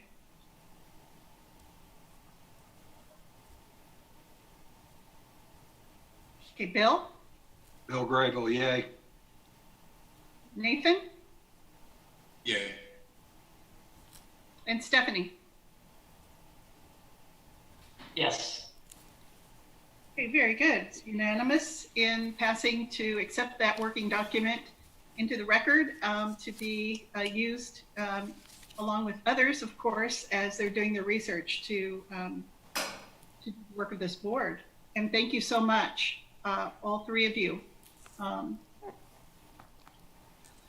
Okay, let's open it up for public comment now. Diane Stoddard, Assistant City Manager. There is no public comment on this item, Madam Chair. Okay, very good. Thank you so much. So our next conversation is going to be about our next meeting. If I may be a part of public comment, I apologize. I'm on here. Sure. My apologies. I didn't get there quite soon enough, and No problem. I appreciate the board. I appreciate the board's thoughtfulness on a lot of these issues, and I look forward to hearing a lot of these things. One suggestion that I might make, because I'm hearing conversations that I know came up even prior to 2018, as this board was getting together, as we met with community members such as the local NAACP, and some of these questions have come about. My suggestion might be to interact with city legal staff who had put together some of the ordinance in regard to certain things like Garrity and the Lawrence Police Officers Association contract. What I certainly wouldn't want is for recommendations to be made and then have the appearance that the city is somehow against the recommendations. I just think the board having all the knowledge up front is really a good thing. And then also, I'm very interested to hear what other information the board feels like it needs, because I don't know that it necessarily takes a direction from the city commission to have some of that information. I think in the previous board setting, there was some information on not just annual reports, but even use of force reports that were given at the board at various times through our staff. So I'm certainly interested in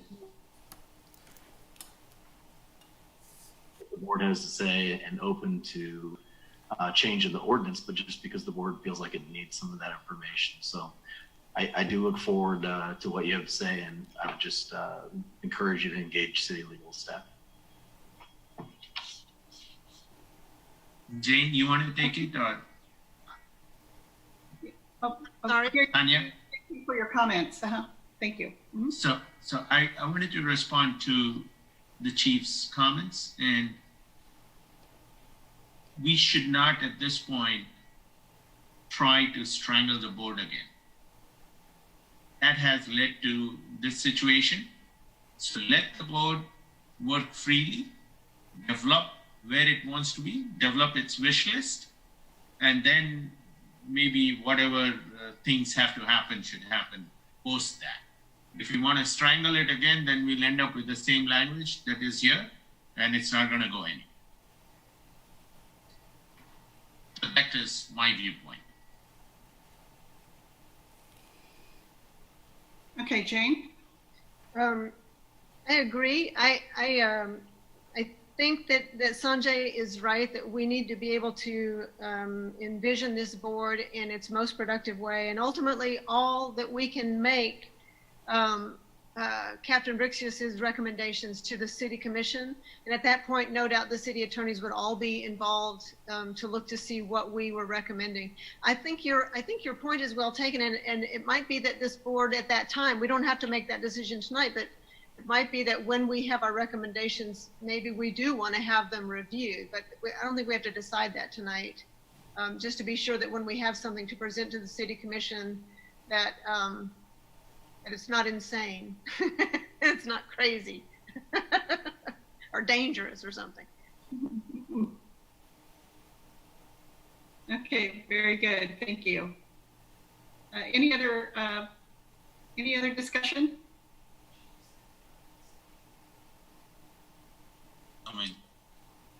Hello, my Yes. name is Karen Bloxham. I'm a Human Relations Commissioner, and if it's appropriate, would like to share with you just my public comment about going forward as far as meetings are concerned. It's very important that as two boards that are so vital to what we are trying to address right now, that we actually plan on even meeting as a joint commission at some point in time. I wanted to share with you that the Human Relations Commission is meeting on a monthly basis at this point. We were a quarterly commission, just as you were.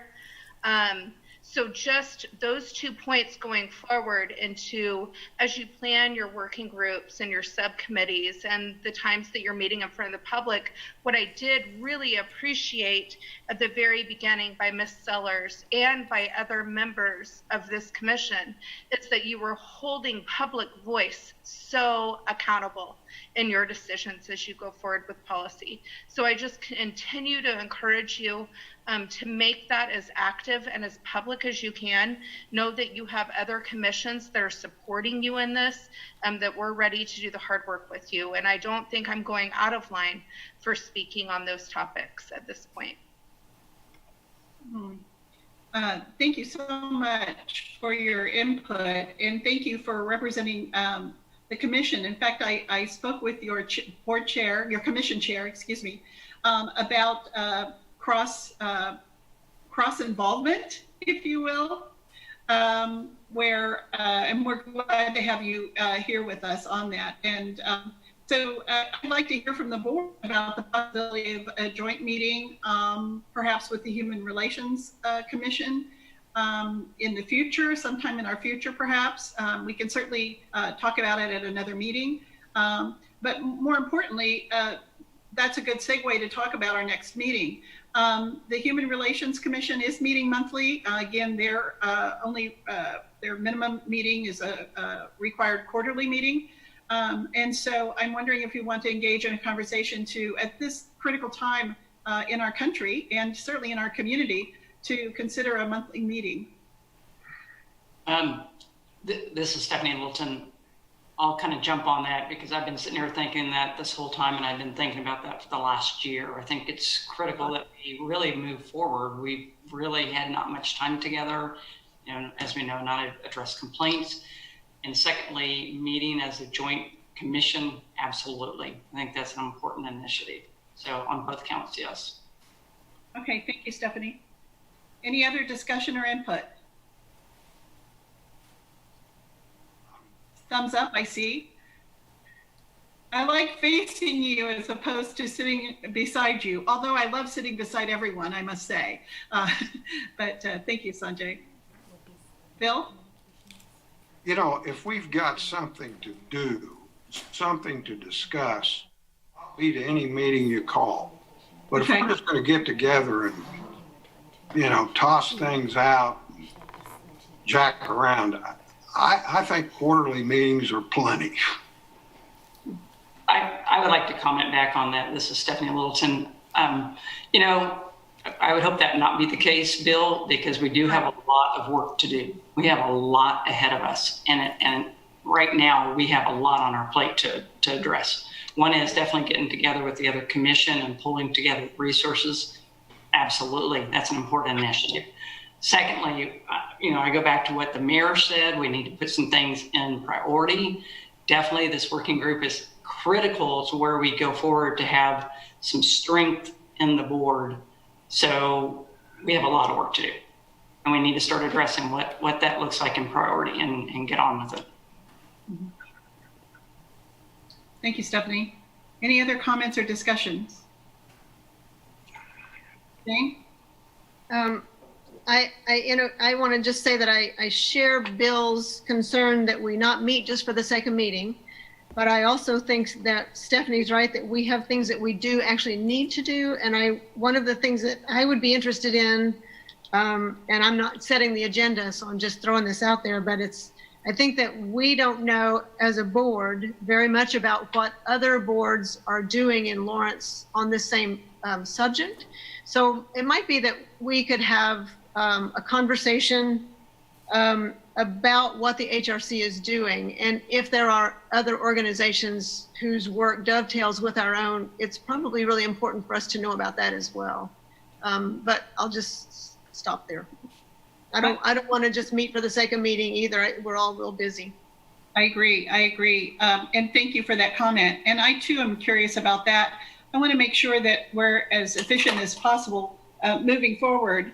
The dovetailing, very important, but also anchoring ourselves to focus on what it is we need to do as well, and reinforcing that. So I think that's how that meeting, a joint meeting, could be valuable indeed.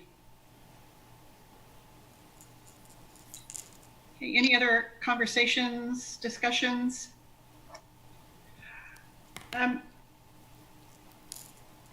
Okay, what I would like to do is certainly. Sorry, I was muting myself and I was talking away and you all couldn't hear me. Sorry. This is Stephanie Littleton. I want to go back to Jane's point on, I've looked into a few other boards. I know we had one gentleman attend one of our meetings quite some time ago from the city of Olathe. He was, if you recall, and maybe we start with that contact. He is very knowledgeable at the police review boards, had some good information, just a thought. But maybe, we've got 3 of us on one group, maybe look at a couple others being on another group to go do some homework and let's pull some information together. That would be yeah, Stephanie, sorry to interrupt. So maybe looking at best practices of community review boards. Yes, yeah. Jane? I just realized I'm sitting in the dark here. I should get up and turn on my light. I think it's a really great idea to look at what other community review boards are doing. I'd be real interested in looking at different models of police community relations that are not just about the boards. We've seen some very interesting reports of experiments going on in other cities. I mean, I realize that we are not, that's not where we are yet. We are still in a position of trying to figure out what our relations are like and trying to create a board that has the ability to find out. So we're a little bit earlier in this process, actually quite a bit earlier in that process. But at some point, I'd like to know more about these other models, what's working and what's not. And especially if it turns out that they would be helpful to us. And I'm not at this point ready to say one way or another about that. Absolutely. And that could be another working group that we could look at to bring information back. Okay, shall we go ahead and put that, I'm thinking about agenda items for our next meeting. Shall we put a conversation about that and put that on the agenda for our next meeting then?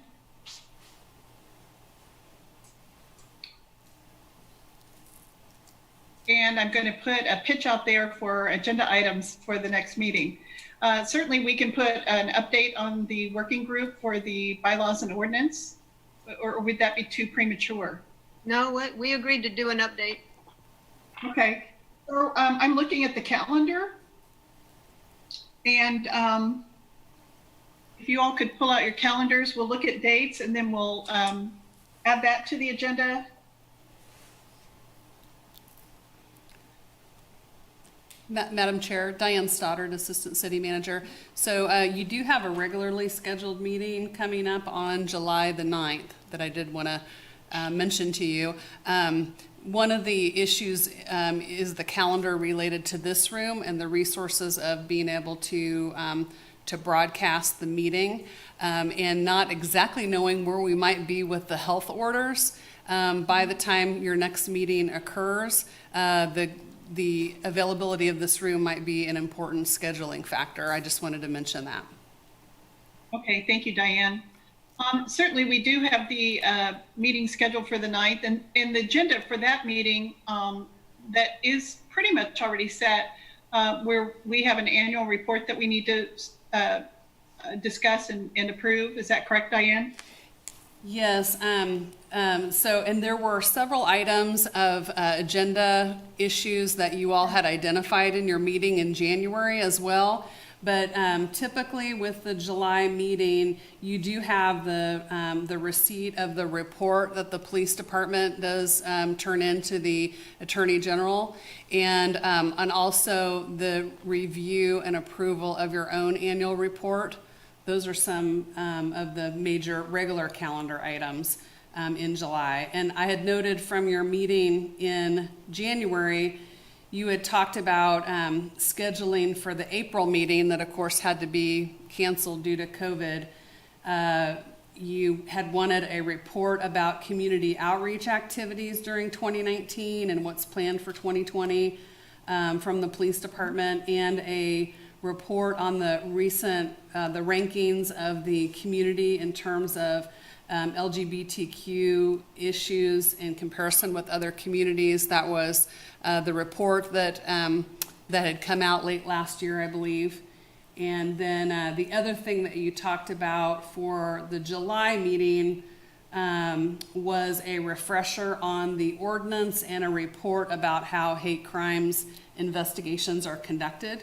So I just wanted to mention that those were some of the issues that you had talked about in January, whether or not those are relative or relevant at this point. I just wanted to mention them. Okay, very good. Thank you.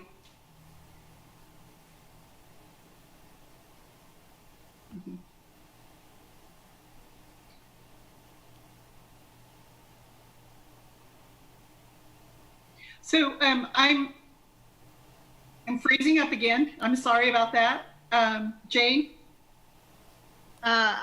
Jane Gibson, board member. I just think, I don't want to make any trouble for Bobby Walthall, who goes to all the trouble to try to schedule our meetings and make sure that everybody has a place, and in this case, the technology and the tech support for these meetings. But July 9th is a little soon, and I can imagine that if we meet on July 9th, we're going to meet again later in the month because we've said we need to do a report from this new working group. And July 9th, we're not going to have much to say yet. I wonder if we could check with Bobby and see if there's a date later in the month we could switch to. And I also don't want to make any trouble for the rest of you. I know that I'm just one of a larger group here. So it's just a suggestion that we could move that July 9th meeting to later in the month to give the working group a chance to actually make some progress. Diane Stoddard, Assistant City Manager. I might say that I believe, I'll have to check the calendar, but I believe that we always have that following week, a date that's already scheduled, and unless one of you happens to have it in front of you, I can look that up real quick. I have it. Okay, thank you. We would have that date reserved, this room reserved for that date as well. It's July 15th. Thank you. Wednesday, if needed. Yes, so 7 p.m., July 15th, I think it is. 6 p.m. Oh, 6 p.m. It said 6 p.m. on my printer. So I do know that evening would work for the availability of the room.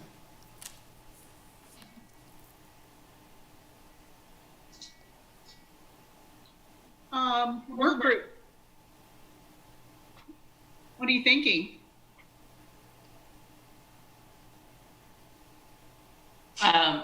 This is Stephanie Littleton. My only concern would be, I have no problem with going to the 15th. My only concern would be we have so much to cover with the report and the other agenda items. I'm not sure if one meeting is going to be sufficient. If we need to make a second, be it within the same month or shortly thereafter. Well, yeah, I'm wondering the same thing. We're going to have a lot of agenda items to take care of for our regular protocol meeting with the report and everything. I'm wondering about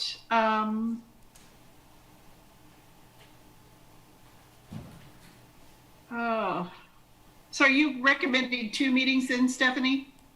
Yes, I would almost stay with the initial, July 9th for that annual reporting and any little things, and then another one in the next couple of weeks or so.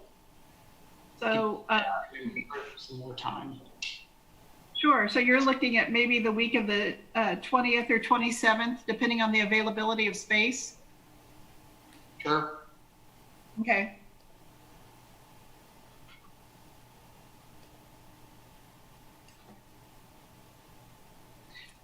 Diane, is that something we can do? And is the group okay with that? Yeah, I'm okay with that. Then I would recommend if we can bring the HRC on 9th. Or we don't want, it's already a packed agenda. Okay. Right. So we'll go ahead and stick to our July meeting then, is what I'm hearing, to take care of our report and do the business that we already have scheduled.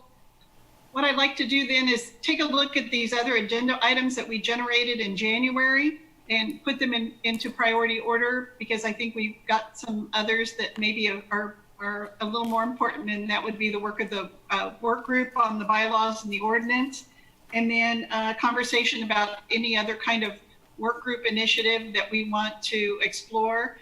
So again, we can stay active and contribute in ways that are expected of us.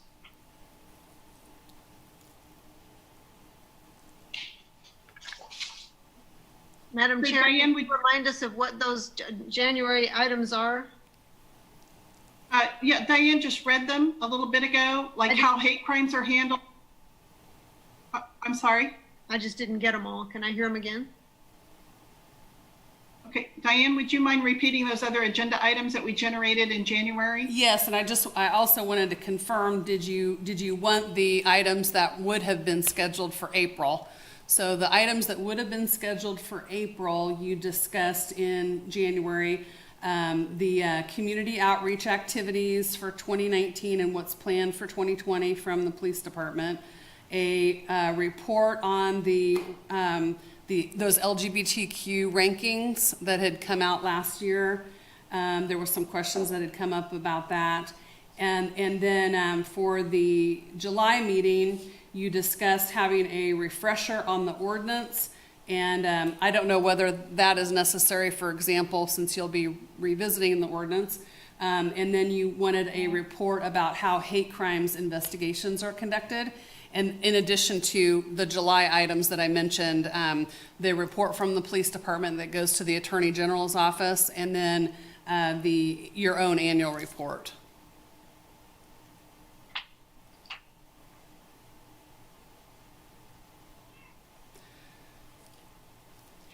Would you like to include any of those items on the January 9th meeting? You mean July 9th, right? I'm sorry. I'm looking at July saying January, no big deal. But yes, the July meeting.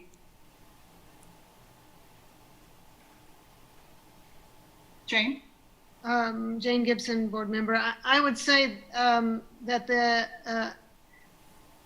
the community outreach report by the police department we can let go of. We don't need that. Okay.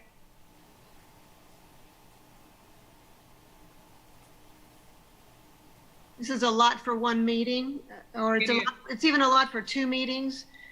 It is. I wonder if there's some of this that could get pushed off to August. Absolutely. Could we, for instance, learn about how hate crimes are handled in August and get the report on the rankings of the community on LGBTQ issues maybe in August? I don't see our letting go of our annual report or receiving the police report. Those seem non-negotiable. I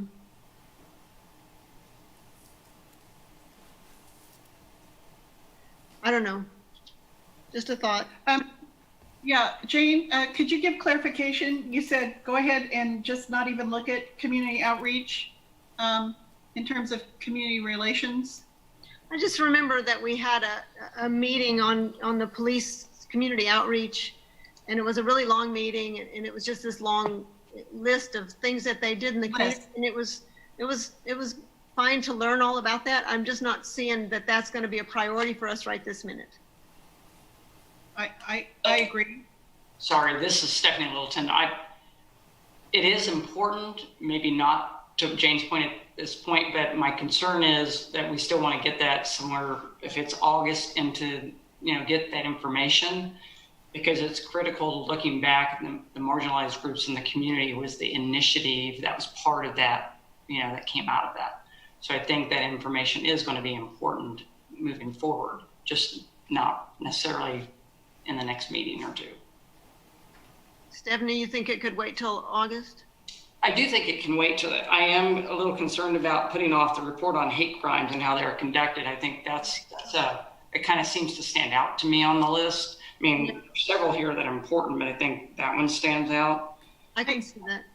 Yeah, I agree. I think what I'd like to see happen with the community outreach and relations situation is probably work that into a work group in terms of best practices. And I'm not recalling, Stephanie, those initiatives at this time that you're speaking of. You mean relative to marginalized groups? we had quite a discussion on all of that, which led into LGBT liaison being appointed and so on and so forth. Okay. Why don't we wrap that into the work group? Would that be something that we could do, is get an updated report and then launch that work group on best practices on police and community relations? Absolutely. Sure. Okay. Which work were we talking about now? We've got 5 groups. No, There the police. are 5 of us. I know. Police and community relations. 6 of us, or 7 of us. I guess we're 7, aren't we? Yeah. Yeah. And we could do that in September. We've got a lot on our plate right now. Does that sound good?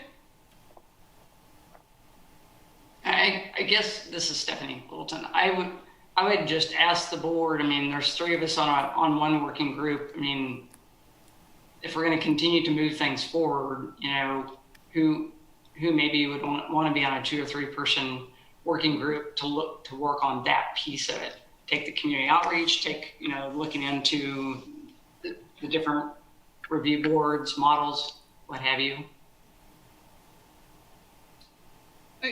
All right. Do we want to put that on the agenda and have a conversation about that at the late July meeting?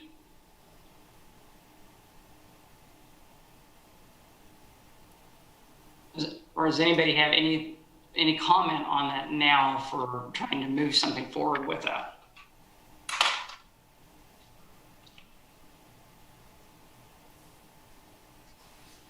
So Stephanie, this is Sanjay.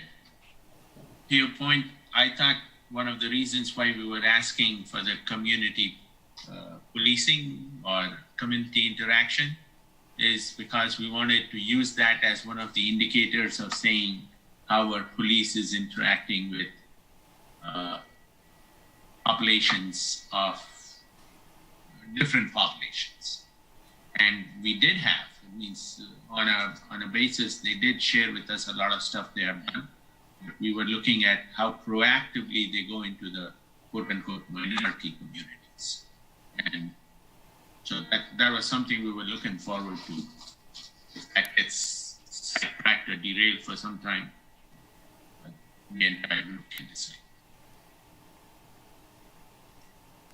Yeah, I mean, that's pretty accurate. That's what we were looking at to see, where they're putting their engagement. And definitely we'd like to see some improvement over what we saw last year. And we'd like to see proactive improvement rather than go to communities that are like them. We would like the police to go to communities that are much unlike, as that's where they can build a rapport and become a community agent rather than they only see them, as we have talked about, only negative interactions. Absolutely.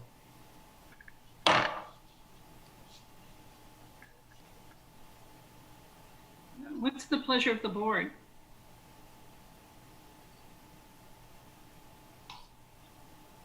And apologies, I keep lagging.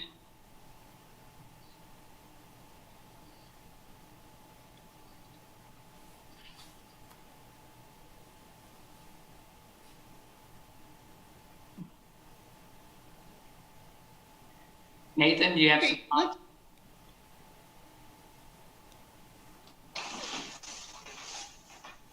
I think right now our priority needs to be some type of self-determination. That the idea that this board cannot actually act in any formal capacity seems to be our number one priority and should be. I think we already heard from the star tonight, and that was Miss Sellers. And her interaction brings forth the idea that the communities that aren't being talked to, they're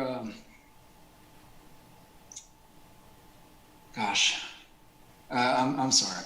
I kind of derailed myself there. I think that right now our number one charge should be figuring out our bylaw amendments so that way if something comes our way that we are prepared to handle it.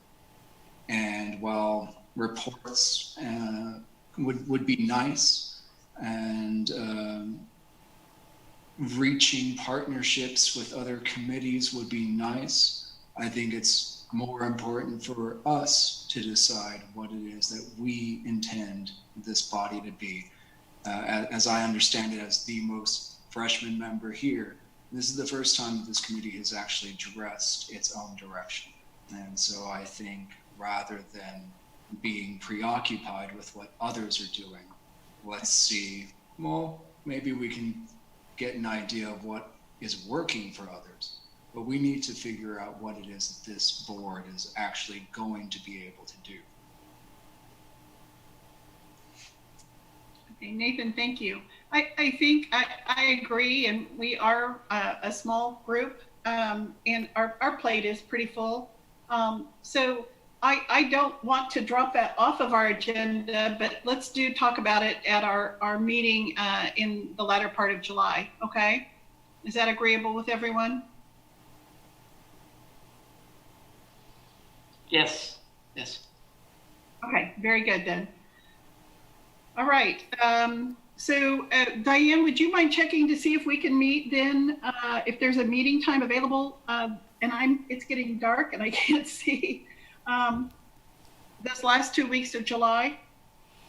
Yes, I'd be happy to. So Bobby can reach out to the members of the board and also compare the schedule and get your availability so that by the July 9th meeting, we can have that date established. And if you'd like to, you were discussing a meeting in August, we can also check on that date as well. I know you all are very busy in trying to get a date that lines up and works for most everyone, and then also works with the availability of this room.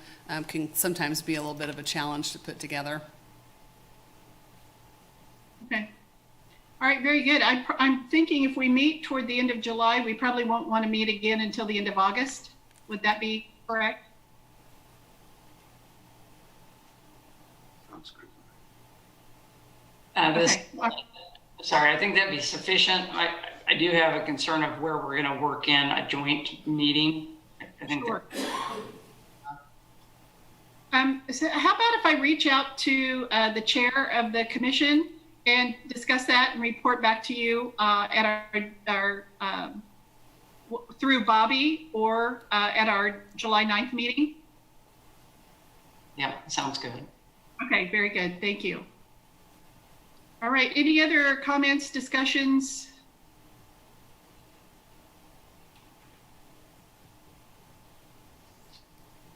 Jane, any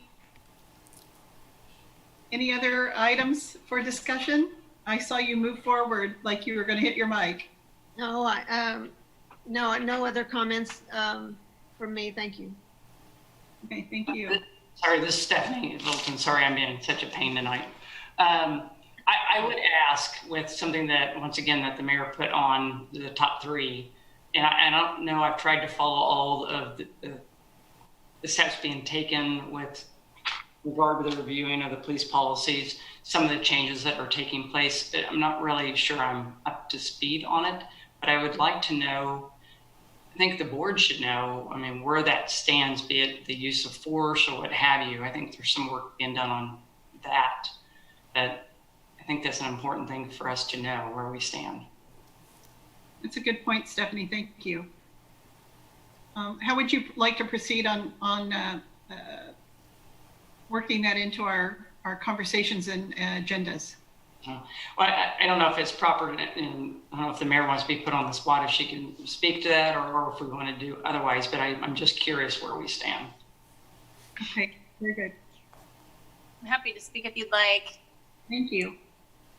Those three items that we presented were items that I think that are vital to the commission's work as we continue looking into this, which is why we have essentially given it to this group, because it's within the purview of the bylaws of this group.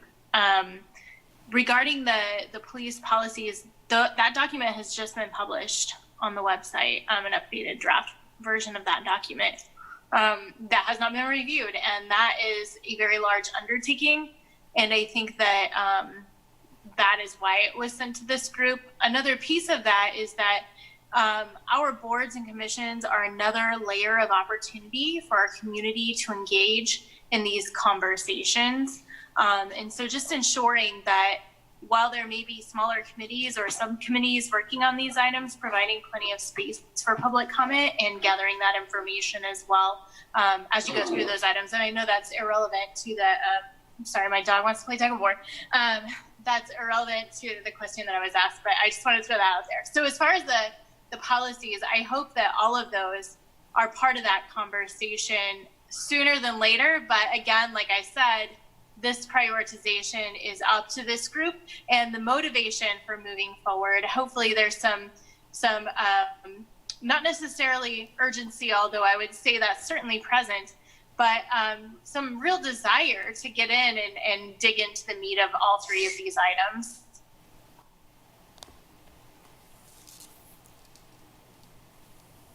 This is Stephanie Littleton. Thank you, Mayor. And so go back to my point is I think that's a very important point that we should be looking at as well. And I know we have a lot on our agendas, but it's really important. Yeah, thank you. Thank you for raising that issue, Stephanie, and thank you for the response, Mayor. I want to really reinforce the fact that I want to really acknowledge and thank Jane, Bill, and Stephanie for the work you're about to do. Really appreciate it on behalf of the board and certainly on behalf of all of us. So is there any other conversation or discussion that we need to make here tonight? Madam Chair? Yes.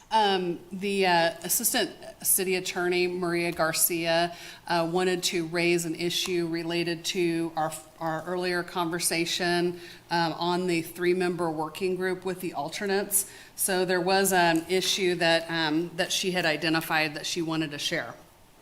Okay, very good. Thank you. Good evening. I'm Maria Garcia, Assistant City Attorney.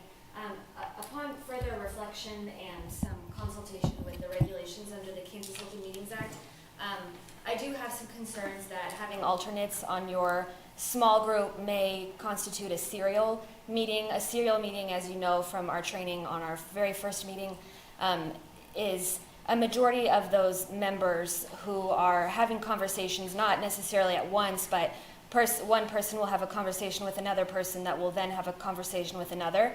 And I worry that bringing in a fourth or a fifth person as an alternate may come close to the definition of serial meeting. And so at this time I would advise against having alternates, and I would recommend that you have a small group of 3 and 3 only. Okay, very good. Thank you. I have Jane. Would Maria stand for questions for a second? Oh, sure.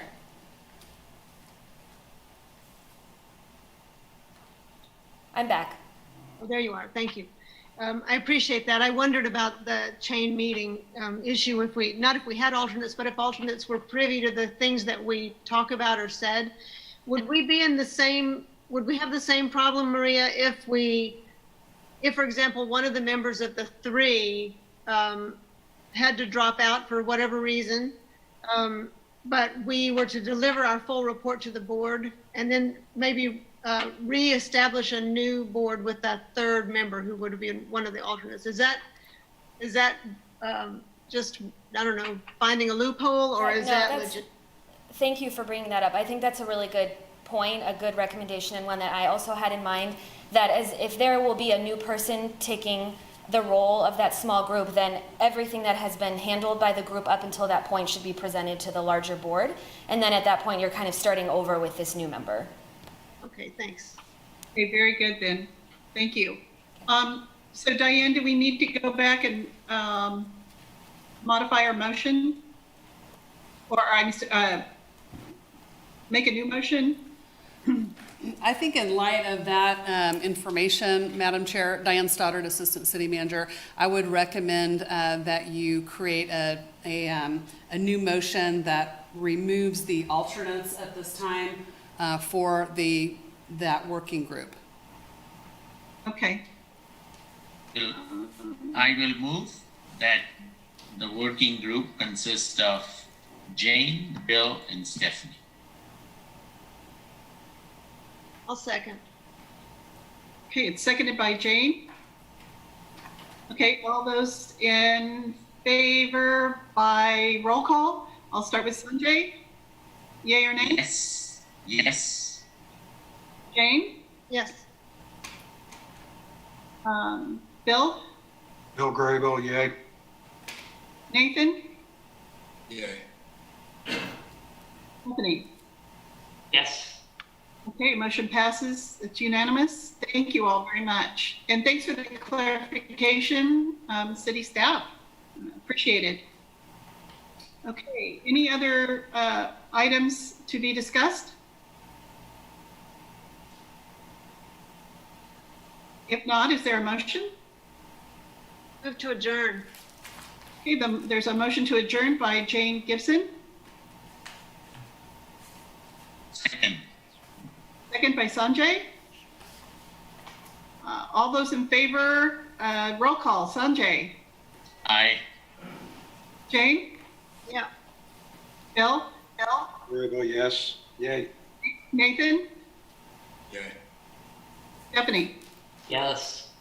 Okay, very good. Meeting's adjourned. Thank you so much. Thanks, everyone. Thank you, Madam Chair.